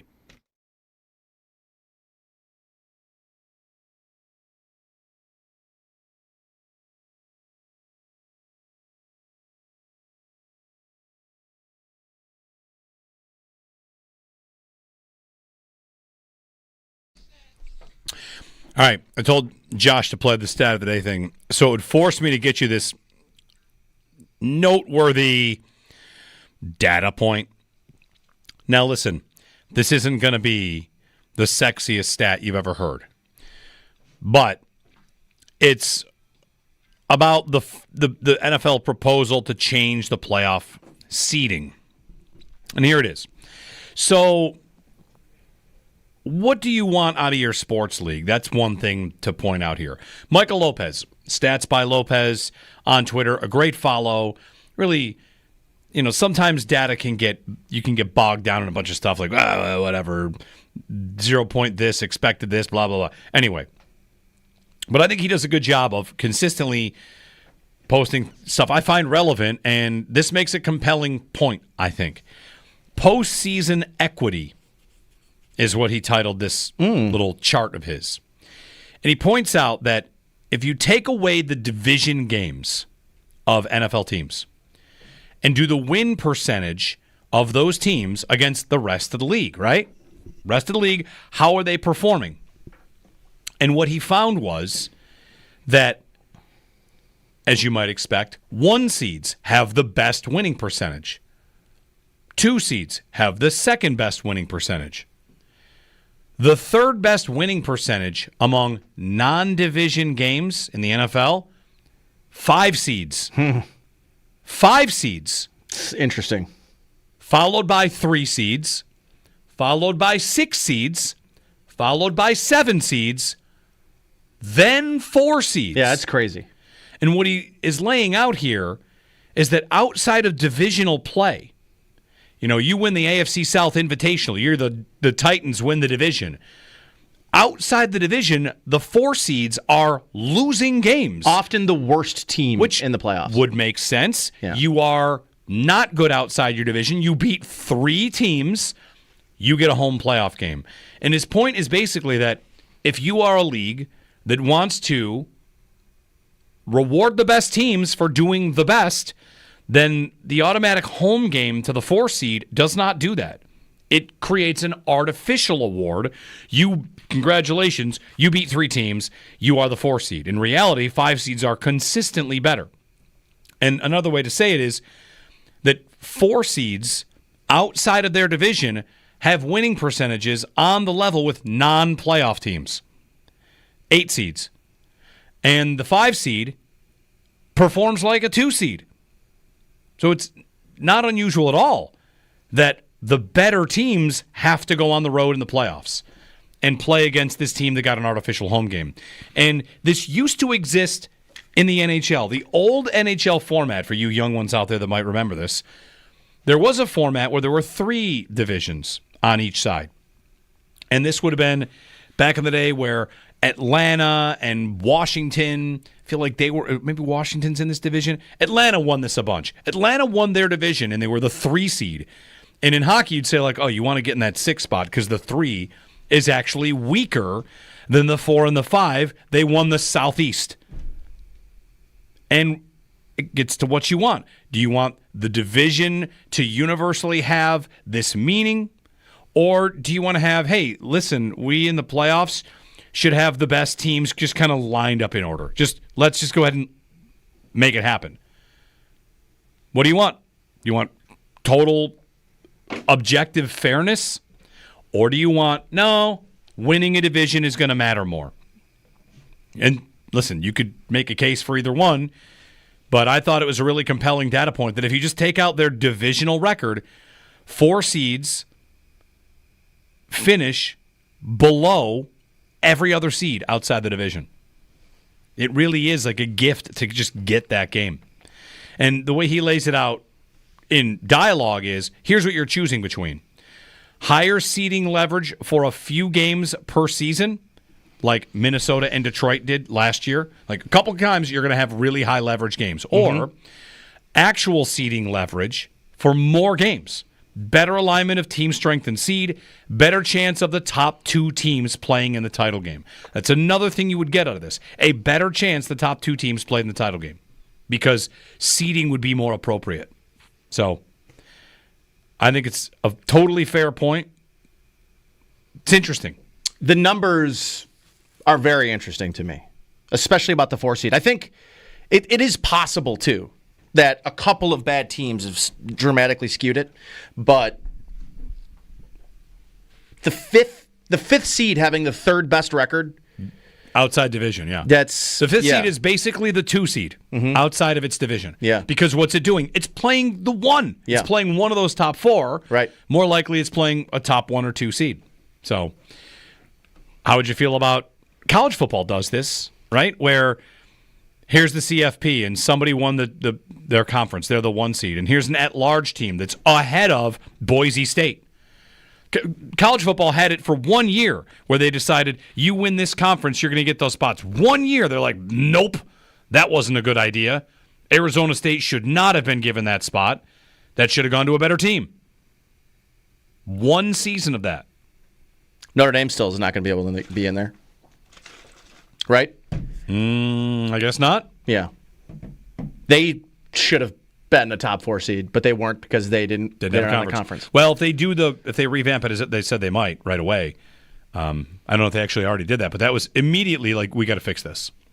803-0550. Yeah. So the rules proposals at the NFL owners meetings today. We've talked a lot about flag football because it looks like the league is going to approve 1 player per team is eligible to play in the Olympic Games in 2028. We've got the tush-push ban, which we have not talked about that much, but can give you the update on that. And the playoff seeding, all there. The seeding and the tush-push expected to get votes on Wednesday, tomorrow, whereas the flag football thing gets approved today. Dave in Evans is up. Hey, Dave, good morning. Hey, how you doing? I just want to call. I'm an Everton fan, and this past Sunday, it was the last men's game out in Goodison Park. If you don't know Everton, they're a soccer club out in the Premier League. Yep. And there's so many parallels I see between them and what we got here in Buffalo. So the first one, really is just the Ralph closing, in December. Goodison, if you didn't see the scenes, they're pretty amazing. They got tens of thousands of fans out there celebrating hours before the game even starts. The streets, the homes around the stadium are decorated with Everton gear. It was incredible. And all I can think of while I'm watching this is, what is Orchard Park going to look like in December? It just was such an incredible atmosphere. And then it's generational, too. My daughter, we sing the Everton song, and I want to pass that stuff on with the Sabres and the Bills. And then there's parallels with the Sabres I see, too. I've been a fan of Everton for 7 years, and, to put it lightly, it's been kind of a disaster. But, we're kind of on the rebound right now, and I hope the Sabres can do the same thing. It's a new ownership group. It's a new coach. They've done a lot with not the best players this year. They got some young guys that are coming up, but like I said, I was watching that game Sunday. That's all I could think about was just, the Bills and the Ralph. And I just wanted to get some recognition out there. The stadium's over 120 years old. The new stadium down at Bradley Moore Dock is absolutely incredible. I hope I can make it over someday. But like I said, I just wanted to call in, just get some recognition for Dave, it. And just quick question for you. Everton Stadium, is that kind of in a neighborhood? Yeah, so it is. It's downtown Liverpool, and I mean it's right next to Liverpool. It's I don't know, maybe a few blocks away, 4 or 5 blocks away. But I mean, there's people's homes surrounding the entire thing. I mean, there's people that they look out their kitchen window and all they see is like Dixie Dean and some of the old Everton players. It's amazing. Yeah, thanks, Dave. One thing about things, it's always wild to think about. 2 stadiums 4 or 5 blocks apart. Yeah, it is cool. And that is awesome. The difference, like what would Orchard Park look like? We'll see how well the Bills do or how much they dedicate to commemorating the final year at Highmark Stadium, the current one at the Ralph. They've got the patch they're going to wear for at least one game. What will the final game be like? I don't know. I want to say it'll be like a game because the final game, we will be going back for another game. Right? The regular season will close against the Jets, and then there'll be a playoff game. We'd anticipate. I'm in my head. I'm already kind of picturing or imagining Chris Brown saying like the Bills clinched the division. We're guaranteed one more at Highmark. Yeah, like we're going to get one more, and if they get the 1 seed, then it's all right. Win a game and play another one. Yeah, and that's the case as the 2 seed too. Win a game, play another one. It would be really awesome to finally have the AFC Championship game here as the last game. So that's where it's a little tougher. Like Everton, they know that's the final game in that stadium, right? There's no playoffs in Premier League. It's last week of the season. It's over. Or second to last week. Maybe they're going on the road this week. But even if we did know it was the last game, what would it be? The new stadium is going to be in the same spot, basically, which, by the way, driving back from the golf tournament yesterday from Holiday Valley, now you have a stadium you can see from a lot of places. Yeah, it's cool. You're up there and you see, is that a spaceship that landed? No, that's the new stadium. It looks really cool. Yeah, I'm eager to get back in there and get another look at it soon. Bill in South Florida. Hey, Bill, good morning. Good morning, guys. Thanks for the phone call. Yeah, thank you.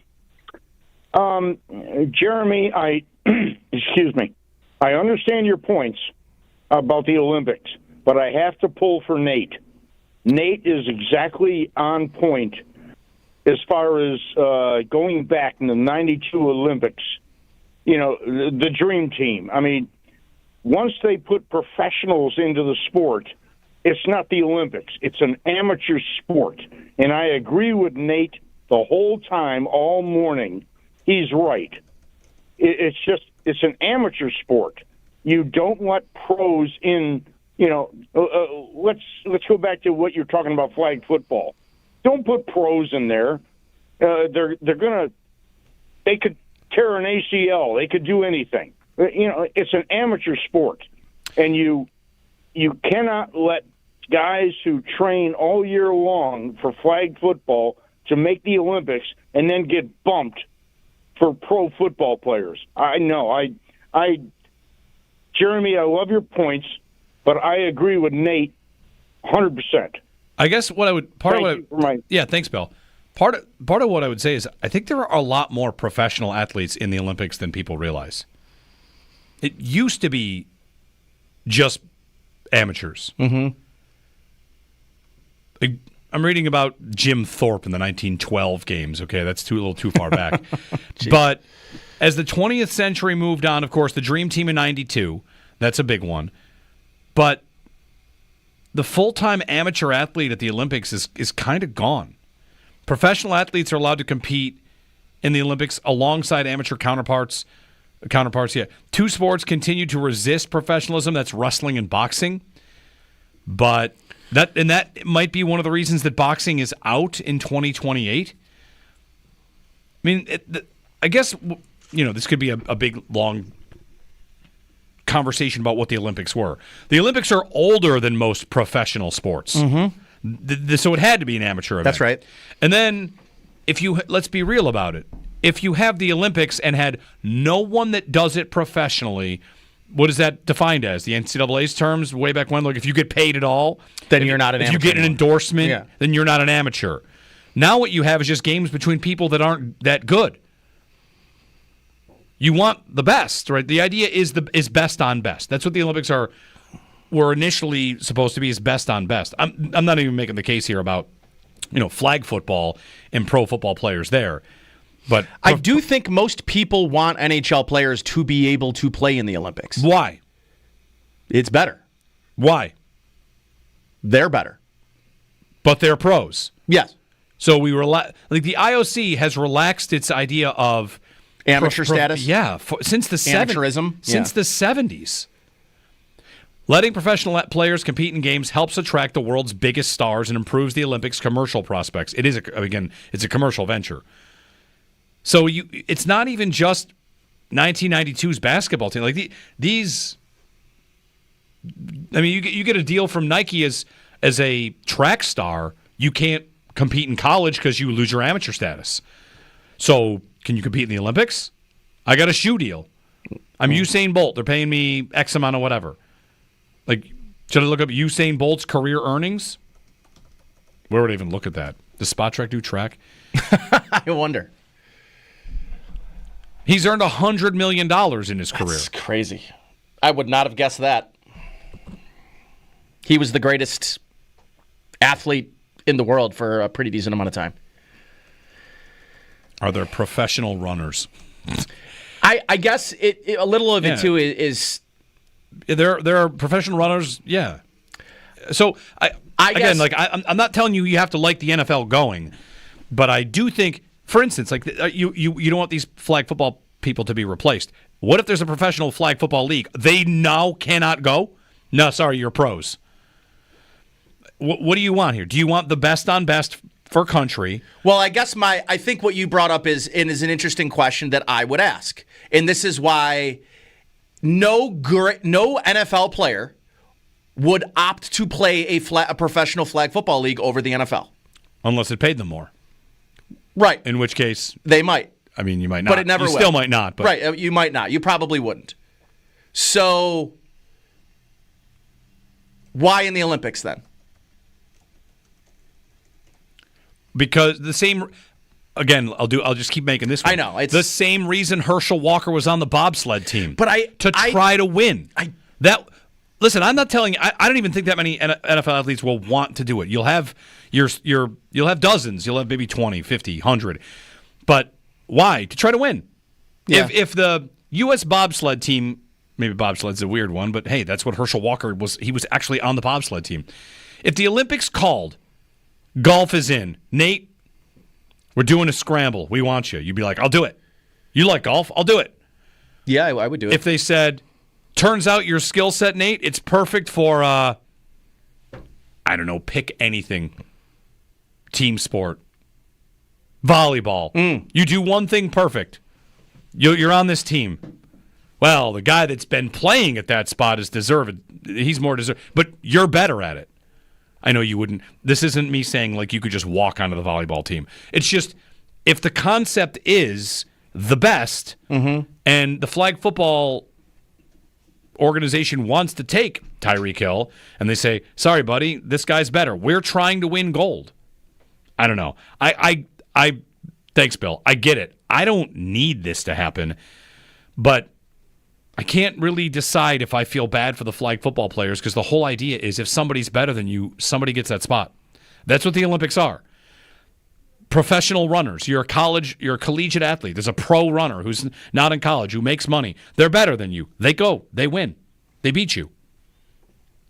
So Olympics without professionals have always seemed like it's a way to get around it. There are professional skiers. Yes, that's right. Can only amateur skiers compete? Is it wrong for the pros to come in? I think it's more of a opinion on the NFL. To me, more than anything. I do think it's partially. I think a lot of it's that. For me, it doesn't have to be for everybody. I think for me, it's just like, why do you need to take over everything? They have the largest reach of any pro sport. They have the largest amount of revenue. They, in the middle of NBA and NHL playoffs, they are still the talk of the sports world. Just like, could you let these guys have something, or did you just you have to take that over too? Well, a little of it's just like, I'm getting exhausted of them. Again, the NFL isn't taking it over. They're simply allowing their players to work outside of work. Mm-hmm. That's really it. It's, you're under contract. Actually, we will let you go skydiving. Yeah. These players have contracts. They're not allowed to ride a motorcycle. All right, you know what? Fine. You can ride a motorcycle. That's kind of what this is. They have it in their bylaws that you can't compete. You would never think to compete in the Olympics, although Marquise Goodwin already did. He did. It wasn't for football. It was because, football related. It's probably like all legalese here. 8030550. Yet I still don't, in my mind, bridge that gap between Marquise Goodwin and Trackstar. Why? Because he was both in college. But, okay. Did any of these NFL players play flag football? Probably not. They do at the Pro Bowl. They do it at the Pro Bowl. And it wasn't entertaining at all. That doesn't matter. That really doesn't matter at all. Yeah, maybe not. Why doesn't it matter? Because it's Team Manning versus Team Manning. Who won? Manning. The Mannings won. Mannings. Yeah. 8030550. Good conversation. Honestly, like this flag football thing, I never thought we'd get as much conversation out of it. But there's a lot of good points to be made on both sides. Yeah. And, I don't even know that I disagree with you on a lot of these things. I'm not even playing devil's advocate. I'm just kind of working through it. Like, well, if it's the Olympics and there's professionals all over the place, why am I pretending that this has to be different? 8030550, 1-888-550-2550. We're going to break in more of your phone calls. I've got instant trivia to come as well.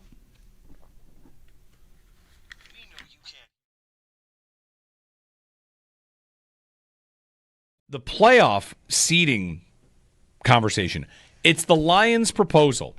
And an interesting note in here about the Lions' proposal. Lions team president Rod Wood said that they suggested this rework of the seeding in the playoffs at the behest of the league. The league wants it. And they got the Lions to be the team that yes, please propose this. Ponied it for them. Please put this in.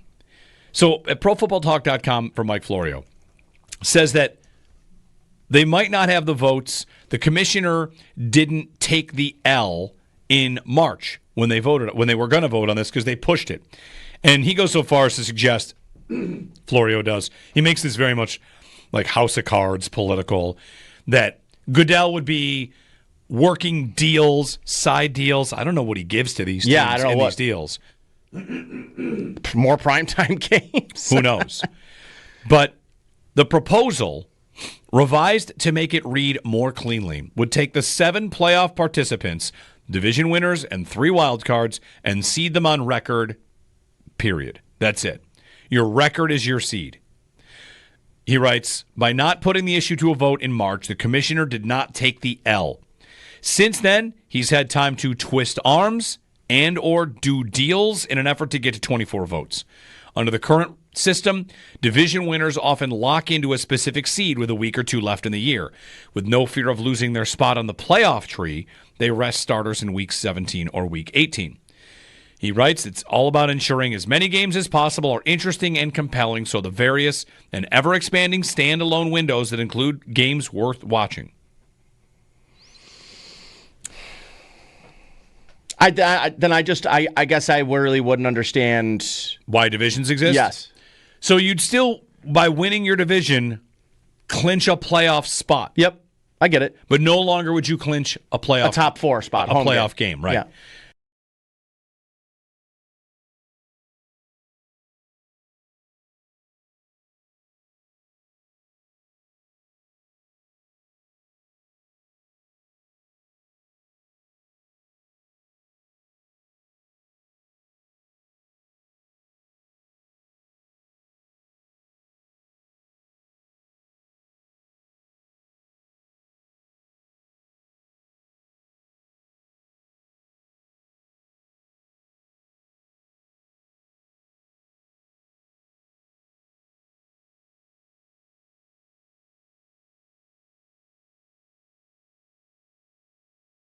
if Josh Allen was in it.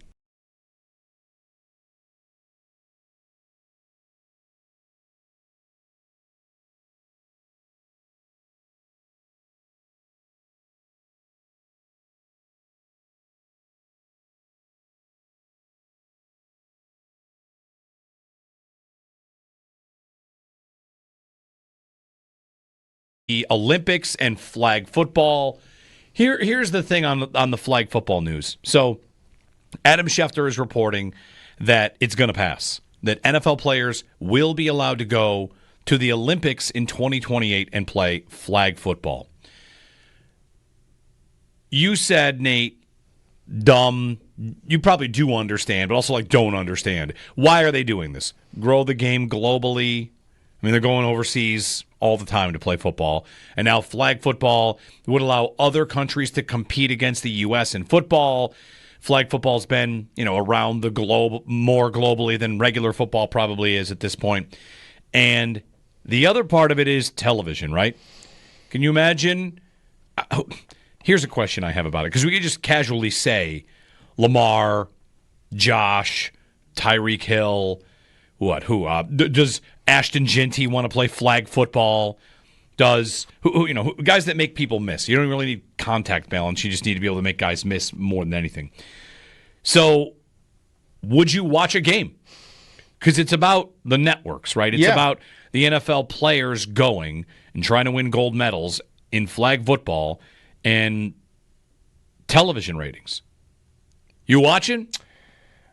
I would probably watch without them being in it. You'd watch the flag football matchup between the U.S. and someone. Sure. It's the Olympics. If it did not have Lamar. Yes. We'll just use Lamar as the play. Josh Allen. Josh Allen's in the game. How about now? I would be so upset if Josh Allen was in it.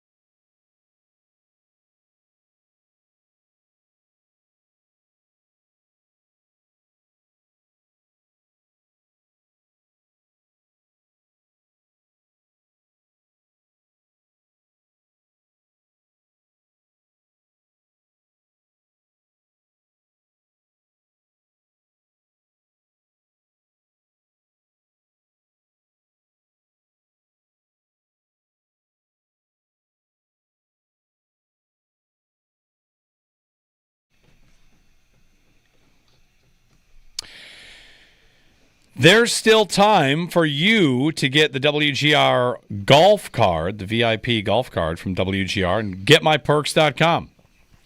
What do you get with that, you ask?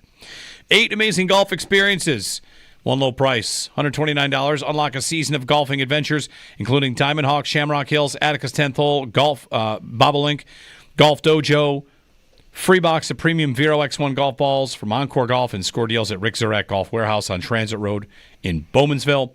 A portion of the proceeds benefit PGA Hope. Get all the details and purchase your WGR VIP golf card today at getmyperks.com. Got to get that golf card, Nate. Got to get it. Unfortunately, you probably can't use it this week.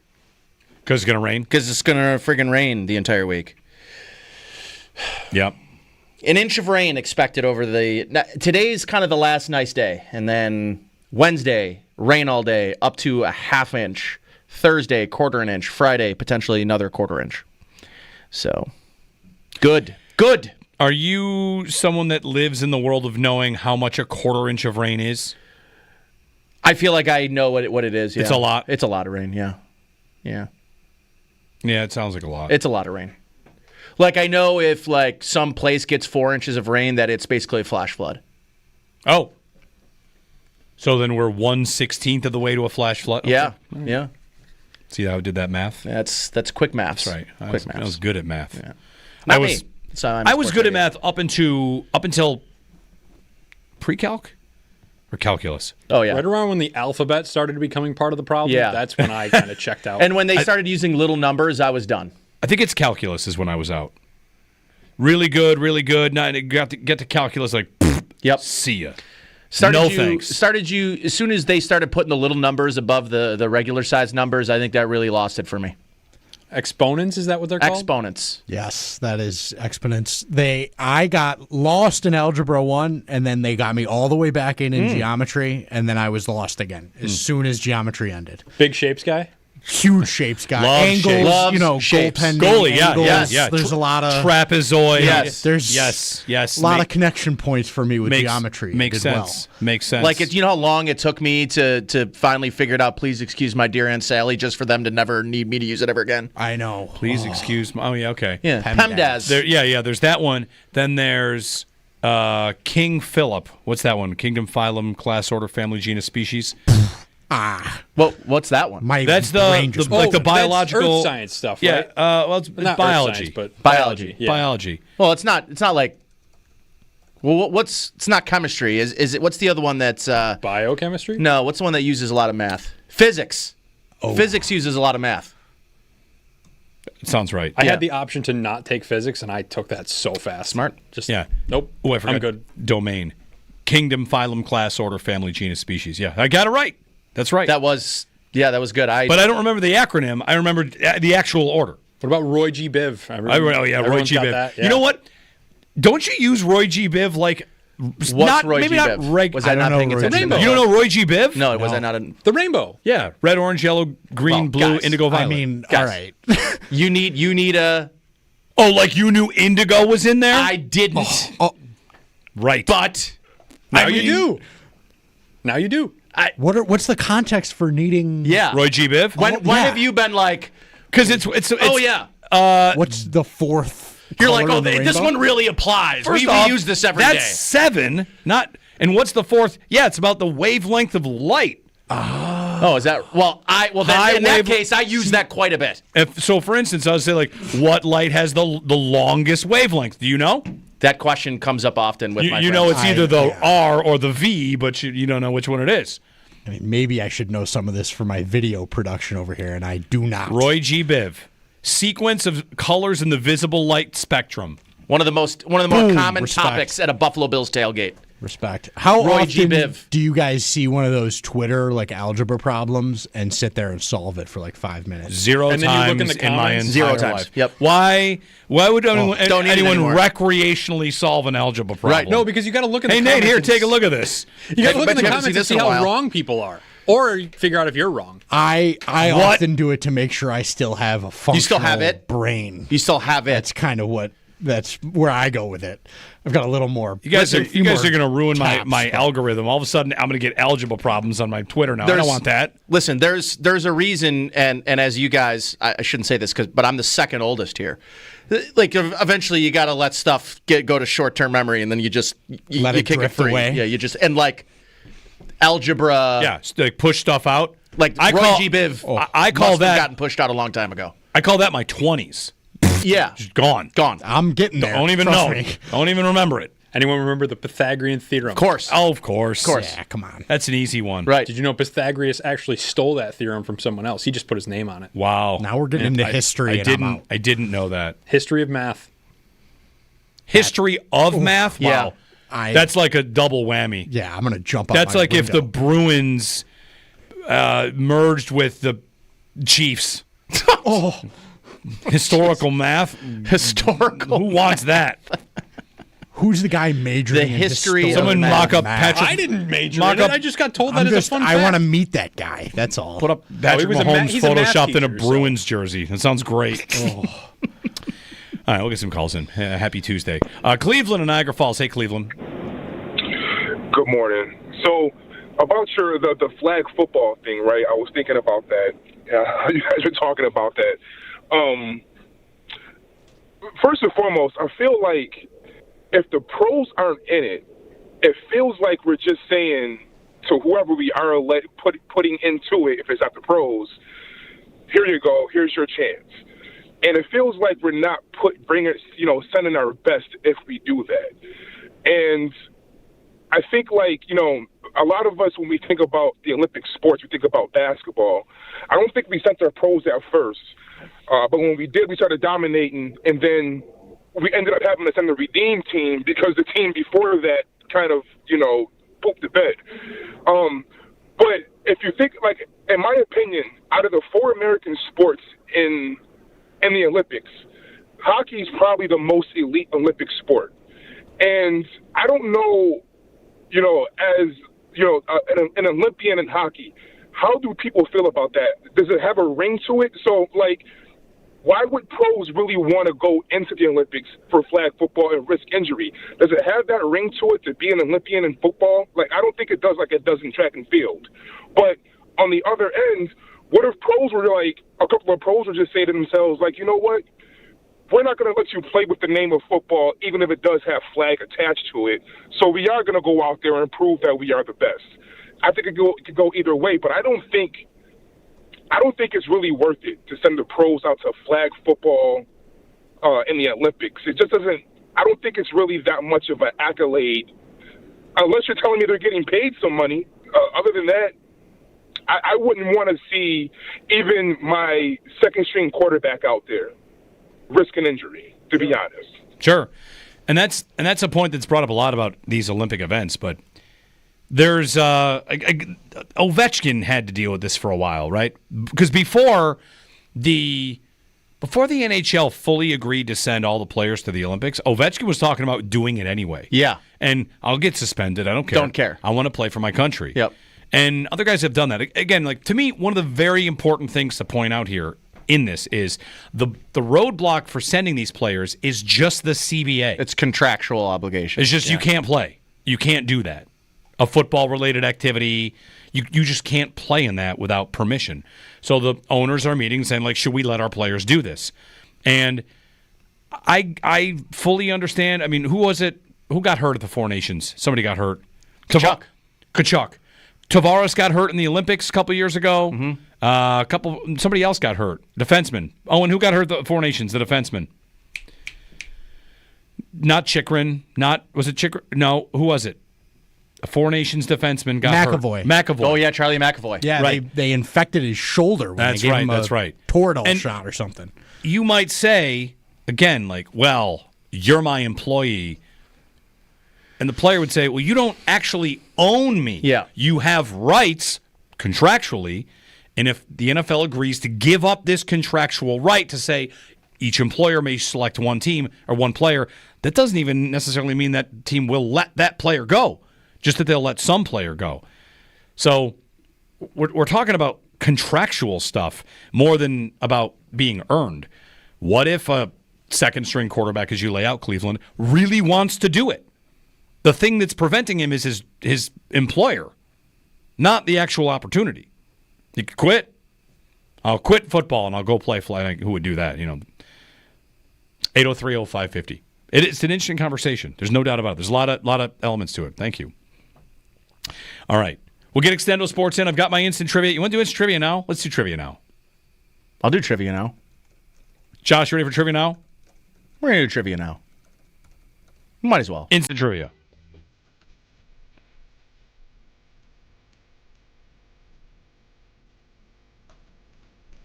Okay, ready? It's about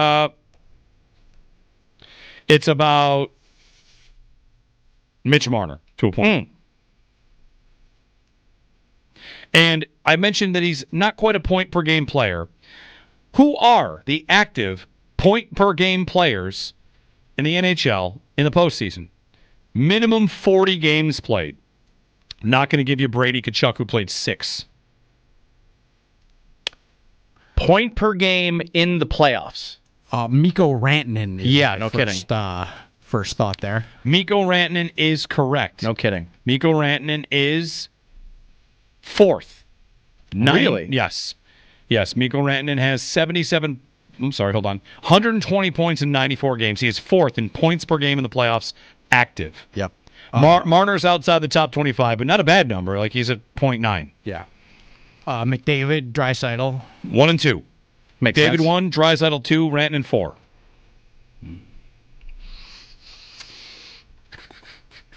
Barkov is not correct. McKinnon.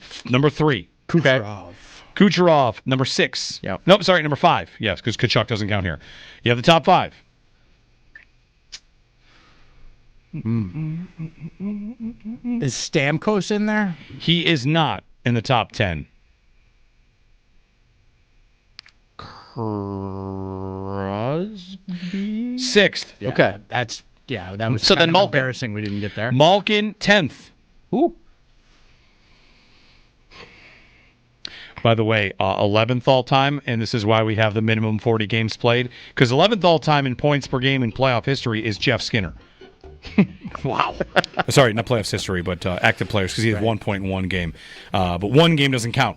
So, Malkin. Andrei Kopitar? No. Oh. You are missing 3. Patrick Kane. No. Patrick Kane is 0.99 points per game. 0.97. You're missing 3. 2 of them are gettable, and 1 of them you probably will not get. 7, 8, and 9 in the current active points per game in the playoffs rankings. Braden Point. No. He's not that far out of it, but no. I feel like there's somebody big that I'm... Cale Makar. Oh. Correct. Thank you. Makar is correct. 8th. Well done. I needed that. Tied for 8th. One more that you could/should get, and one that you probably won't get. Man, who's been playing a lot of games? Or who's been a stud? Who's been a stud in the playoffs? Nylander. No. Oh. I really thought I was gonna get that. Point per game active in the playoffs, minimum 40 playoff games. This guy has played 40 playoff games. Marchand? No. Pasternak? No. Man, this is tough. Jake Gensel? No. Gensel's close, but not correct. Is it another defenseman? Is there another defenseman here? The defenseman's the one I don't think you'll get. Edmonton's defenseman. Burchard? Yes. Yeah. Yep. That makes sense. He would have been the hardest one to get. The next one, I guess this is the hardest one to get because you don't have him yet. But I'll be so mad when I hear this name. I mean, a lot of people get mad when they hear this name. Oh. Who makes people mad that isn't Marchand? Or Kachuk? Text guess for Jamie Benn. No. Good guess. Is it someone on Carolina? No. No, they don't score. Yeah, it's a good point. Last of the 10, the last of the point per game active players. A lot of people get mad when they hear this name. Man, stumped over here. He won the cup. Eichel. Yes. Wow. No. Oh, that's so gross. No. Oh, man. Tough. I was not going to get there, so would not have gotten there if we had kept guessing. Extendo Sports to wrap, and flag football, the talk of the day. Wait till this gets approved. Wait till the talking head shows get going on this. Sure. It's going to be great.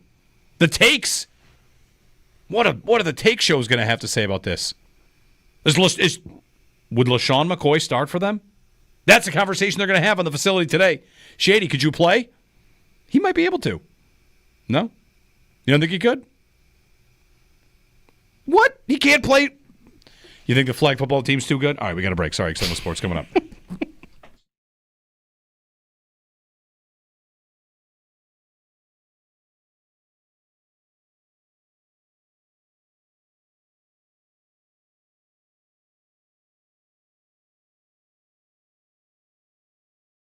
Olympics and flag football. Here's the thing on the flag football news. So Adam Schefter is reporting that it's going to pass, that NFL players will be allowed to go to the Olympics in 2028 and play flag football.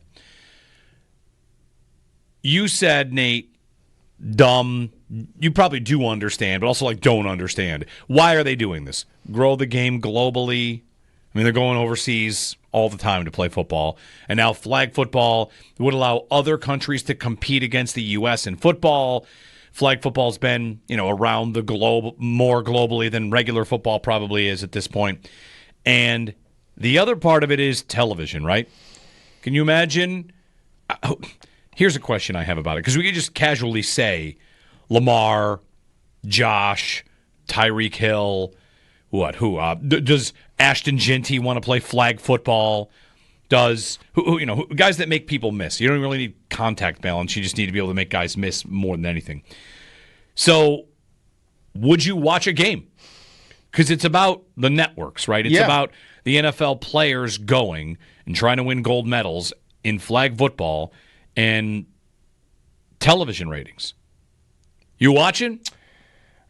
I would probably watch without them being in it. You'd watch the flag football matchup between the U.S. and someone. Sure. It's the Olympics. If it did not have Lamar.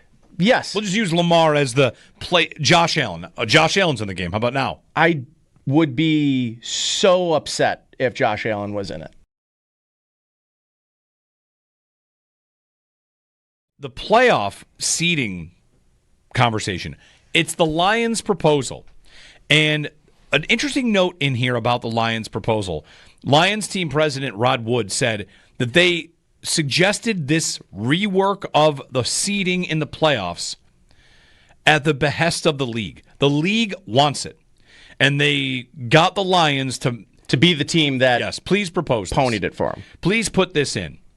So at ProFootballTalk.com for Mike Florio says that they might not have the votes. The commissioner didn't take the L in March when they were going to vote on this, because they pushed it. And he goes so far as to suggest, Florio does, he makes this very much like House of Cards political, that Goodell would be working deals, side deals. I don't know what he gives to these teams I don't know in what. these deals. More primetime games. Who knows?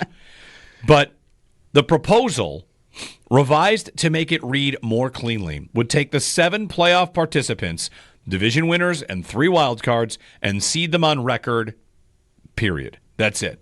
Your record is your seed. He writes, by not putting the issue to a vote in March, the commissioner did not take the L. Since then, he's had time to twist arms and or do deals in an effort to get to 24 votes. Under the current system, division winners often lock into a specific seed with a week or two left in the year. With no fear of losing their spot on the playoff tree, they rest starters in week 17 or week 18. He writes, it's all about ensuring as many games as possible are interesting and compelling, so the various and ever-expanding standalone windows that include games worth watching. I guess I really wouldn't understand why divisions exist. Yes. So you'd still, by winning your division, clinch a playoff spot. Yep, I get it. But no longer would you clinch a top 4 spot, a playoff game, right? Yeah.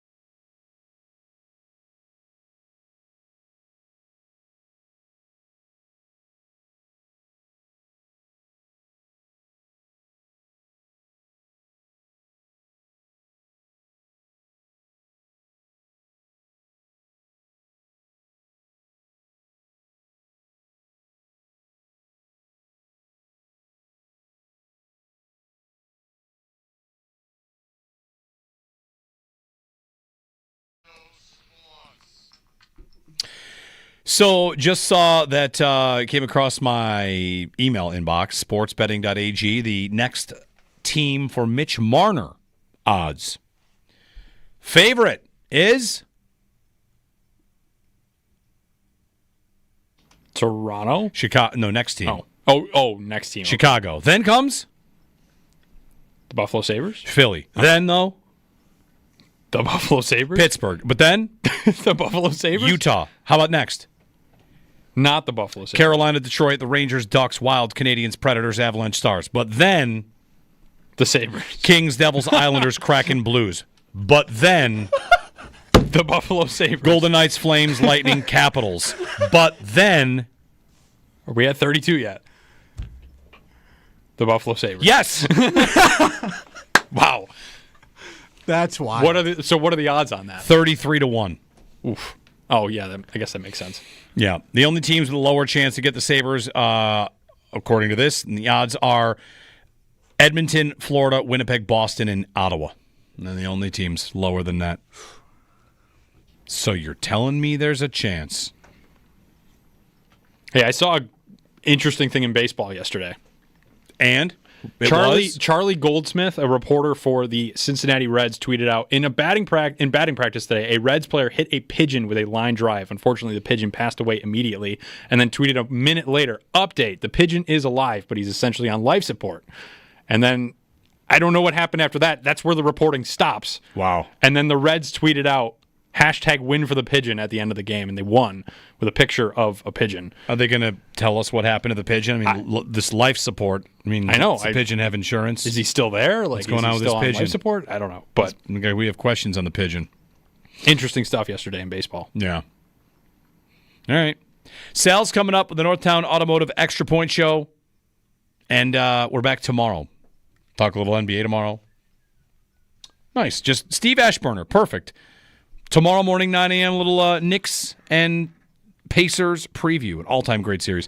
Sal, do you remember like the Knicks Pacers from the early 2000s and the 90s Knicks? Like some of the best basketball stuff. Listen, I just gave Josh something to play during our show. Awesome. It's 2 minutes long, but you could just give me a little snippet of it, all right? Is it Marv Albert talking? It's Bob Costas. Bob Costas. Intro Yep, Game yep, 7. yep. Oh, no? perfect. Oh, you don't have it? Oh, okay. We'll play it today, though. All right. It's the intro to Game 7. Beautiful. And Bob Costas starts it off by saying, what he says is, they call the NBA playoffs the second season. In reality, it's the only season. Nice. And then it goes into a story from there. Costas.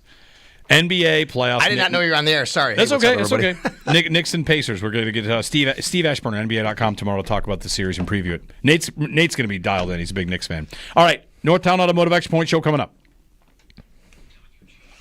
Sorry about that.